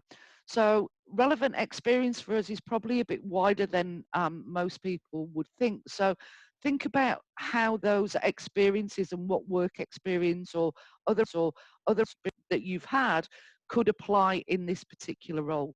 So when you're talking about examples that have already been discussed, and we're talking, you know, using the STAR model, for example, then, you know, think about the relevance of those examples that you're able to give us. With regards to, with regards to preparation, we've all talked around a similar theme around researching. So research the sector, research our organisation, the environment and the wider sector. Pick some things that are of interest to you. Make sure that you read through any selection criteria and job description. As I said, it's a two-way street, so please think about a few questions that you can ask the interviewers, so be prepared. Don't be afraid to ask for clarification if you need it to answer a question. Some things might seem pertinent, but not. So don't be afraid that you show that you're not immediately responding to the first question. There is nothing in an interview saying, I wish I'd said that, or I wish I'd asked that. So make sure that you use those opportunities to understand and to get your point across and to really respond in full to the question. Don't be afraid to pause and think. I want to talk about the values of the organisation, and I think a couple of the presenters have talked about soft skills and values. We, like many organisations, have our organisational values, and we use those a lot in our organisation. What do we look for relates to those values. So we're a big organisation. We provide lots of different types of services. So it's important that we work collaboratively with all of those stakeholders, our team members, our different divisions. So we've got multidisciplinary teams in our therapy, but we've also got other service deliveries across the organisation. We're not going to achieve our overall purpose to optimise the quality of life for a person with a disability if we're not working collaboratively even with our colleagues. So it's important that we use that. It's important that you too have a passion for learning and development. We are an organisation that constantly strives to look for better ways. We want to problem solve. We don't want to accept the status quo. What I would encourage you to do with any application, not just to our organisation, but any organisation, is to look at the values of the organisation. Please don't come to an interview and repeat what we've already told you about our values, but think about them differently. Think about them in practical sense. Think about them in terms of how that would apply to your role. So when an organisation says that one of their values is to provide excellent customer service, what does that mean in your role as a therapist? How would you describe that? So try and think about it in those terms. So what am I going to do in my role as a therapist that means that I am going to be collaborating with my colleagues? What would that look like? How could I describe that to a person? Because that will help you in answering some of those questions that you're interviewing. Our staff and our colleagues have a passion for continuous learning and development. It's something that we're passionate about as an organisation. To such an extent, we're also a registered training organisation to continue that support of our individuals. And that's, you know, from day one all the way through the employee life cycle. We offer a competitive remuneration package. We are a not-for-profit, so we offer a competitive salary and full salary packaging. Salary packaging for not-for-profit is a benefit that is worked through the Australian Taxation Office that enables you to maximise the salary that you have and the salary that becomes your take-home pay. So it's highly beneficial and it's highly advantageous. You have the ability to work across all disabilities and all ages. A comprehensive clinical orientation that will assist you to learn and not only about our organisation but the clinical processes. We support you with a clinically focused department structure that provides both clinical and operational support from day one across a multidisciplinary team. So you get to work across multidisciplinary teams supporting different customers that we work with. We are a supportive organisation and we have supportive colleagues, so they're fun, they enjoy welcoming new people into their team, and they're eager to share their experiences and their expertise. We have a genuine interest in your professional development. We offer both internal and external opportunities. We have a very structured career advancement and career development pathway. And because of the nature of the work that we do, we also have the ability for you to work with both complex and rewarding cases. You are given obviously continual supervisory opportunities and opportunities to develop both professionally and personally. We provide a wide range of employee benefits, and that also includes employee wellbeing programs and well-being support. What is unique about Waalhiibe? We are a sector leader in WA and in Australia. I've got quite a few notes that I wanted to talk to you about and give you some understanding, and I'm very happy after the sessions tonight to share some of these because I have got quite a lot of detail on them. But we have a number of different projects and projects. So Milo, many of you might know as a nice drink or a nice start to the day. Milo to us is one of our therapy, I guess, really rewarding stories. So Milo is a humanoid robot. He has evidence-based curriculum, and he's designed specifically to assist children living with autism spectrum disorder to navigate social situations, learn emotional cues, and develop self-regulating behaviours. Milo, we are the only provider in Australia, so we're the distributor of Milo in Australia. He's incredibly successful, and the feedback that our families and customers give us around using Milo and the integration with therapy has been absolutely outstanding. Not only that, but also the results that come through that. So Milo can transform the way children engage with others, helping to improve relationships with family members, peers, their peers at school and other social settings. It works, it's proven, it's fun, and it's engaging for children, and it's always consistent.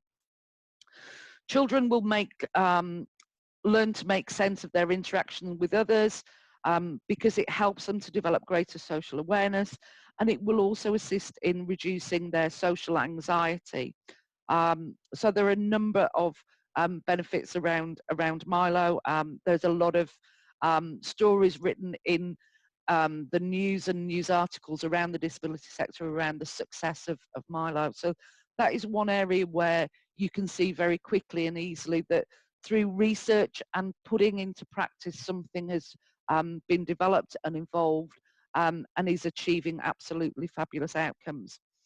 I asked some of our therapists to provide me with a snapshot of some of the projects that they're currently working on, some of the research and practical projects. So a research collaboration with Curtin Uni, but has been expanded to other therapy groups across Waalhiibe. Therapists is called Mindful Movers. It's an OT, speech, physio, psychosocial, multidisciplinary project. Support early years to high school children, again with autism spectrum disorder to cope with their emotional regulation, anxiety through mindfulness. Groups will learn practical strategies through fun games and activities. We've got another project that was sent to me as creating augmentative and alternative comms. And these are presentations for teachers. Speech pathology team have been working on this and have been delivering to various different organisations. It's a 1.5 hour presentation. It's interactive and they're aimed at schools with students using particular software who would like support and understanding of the programme, different strategies and skills. We've got another project called Tech Talkers, which is another teacher's workshop. So again, through speech, Tech Talkers programme, which is designed for parents, as well as other educators and carers of people with AAC communicators. It's different focus each week and included aided language stimulation and literacy and goal setting. So a very, very comprehensive program, and develops into a 5-hour teacher training workshop that we can deliver and have delivered to interested schools and parties. We deliver many, many different types of AAC training sessions across a wide range of peoples and different types of support, and that includes other support workers and other environments. So in our accommodation setting, for example, a lot of our therapists will support our support workers in their learning around these particular techniques. From a physio perspective, we've been doing some paediatric work with families to achieve some functional goals. We work with families and kids basically to find ways to help them play and participate with their peers in a more natural environment. It's loads of fun. The kids absolutely love it, and it's really rewarding because obviously you can see those goals and achievements taking place every day. It's a different way of getting the kids to participate in therapy through play, which obviously is an important part of what we do.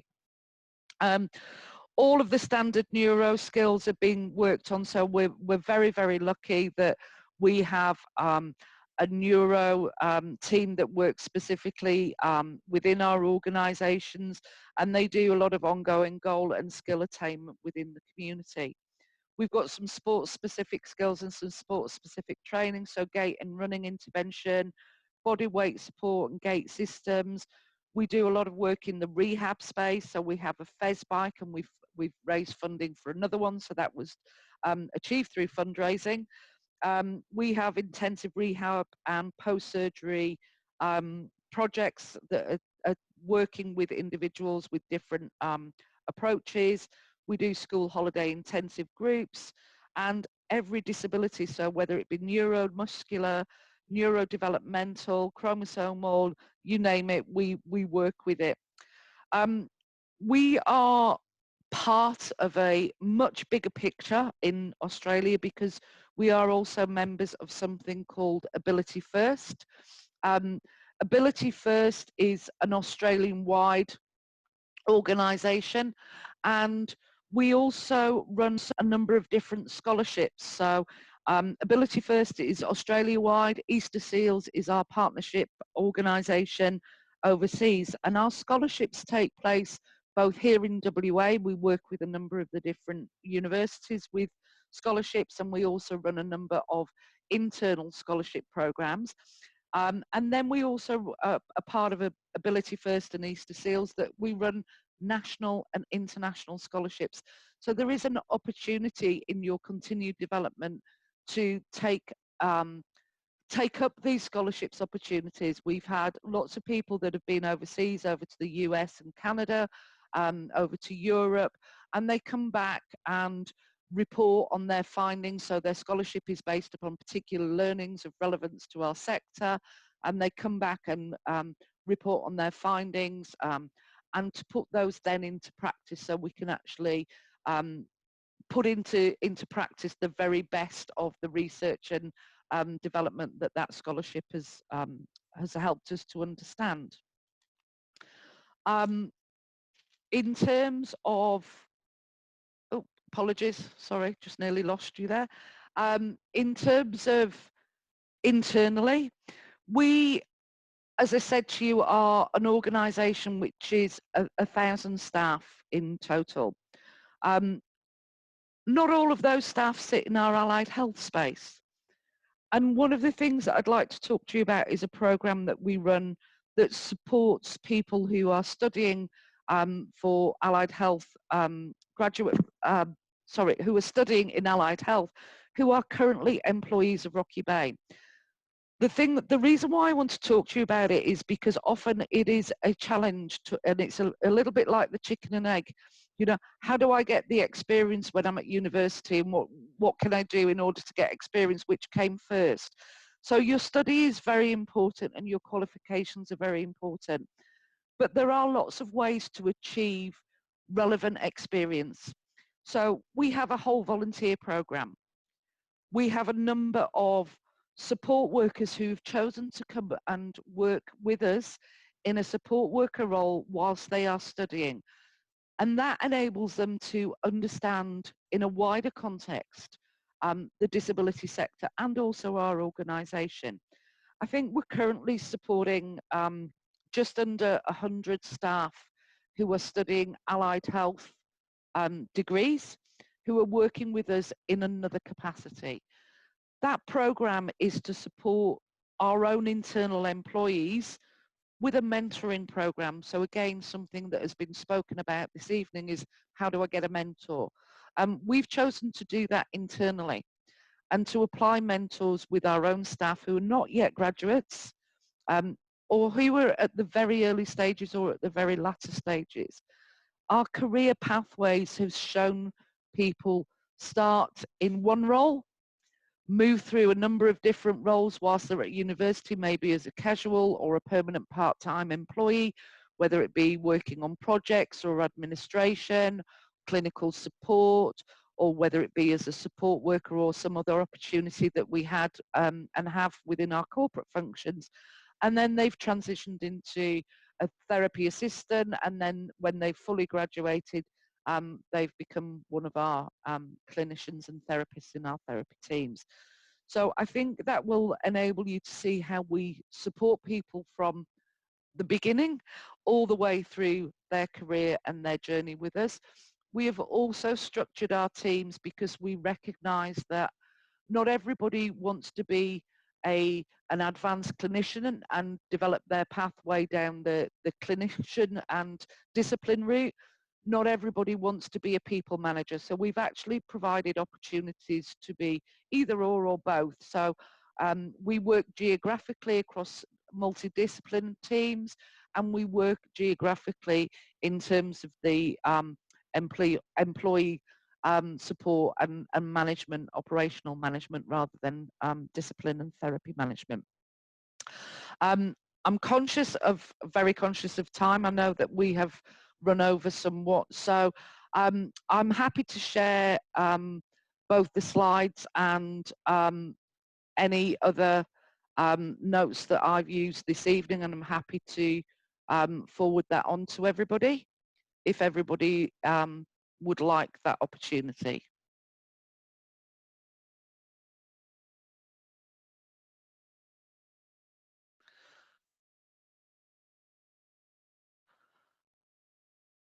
Okay, I'll just answer the questions that are up there. Do we advertise specifically for new grads, or would it be appropriate for me to keep an eye out for generalist roles, such as providing psychosocial support? I would say always look on our website. We do sometimes advertise for graduate positions. We are a growing organisation, as I've said to you. We continue to be kept busy by our therapy division for recruitment. I would say have a look on there, but also reach out to some of our people. Use LinkedIn, but use it professionally, and to check in with them and follow those things. Do your research. We do a lot of posting on different types of social media, so follow us on Facebook, follow us on Instagram. You'll see a lot of those things go up on there, but please keep an eye out on our website, because that is mainly where we post our vacancies and recruitment platforms.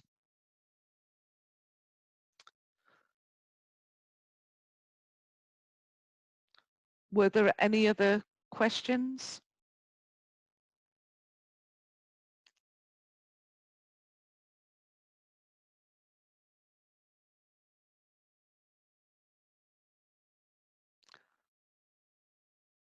Okay, as I say, I did some updates to the slides whilst everybody was talking, so I'll happily send the updated version on, and that can be distributed to anybody who's interested.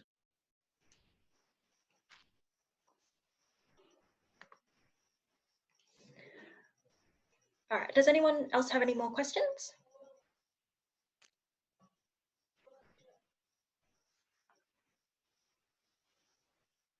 All right, so thank you, Jackie, for your presentation for tonight.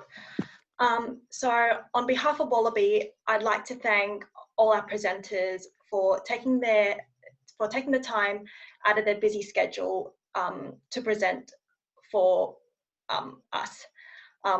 We really appreciate it, especially during the current pandemic.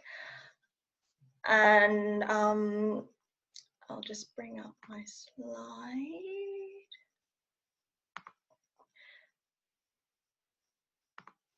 So the next event that we're running is a cultural awareness training in remote and rural communities.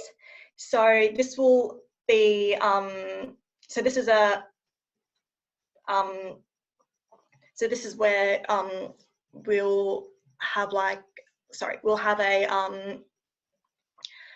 an Aboriginal elder from the country to come and present about working in remote and Indigenous communities in a clinical setting.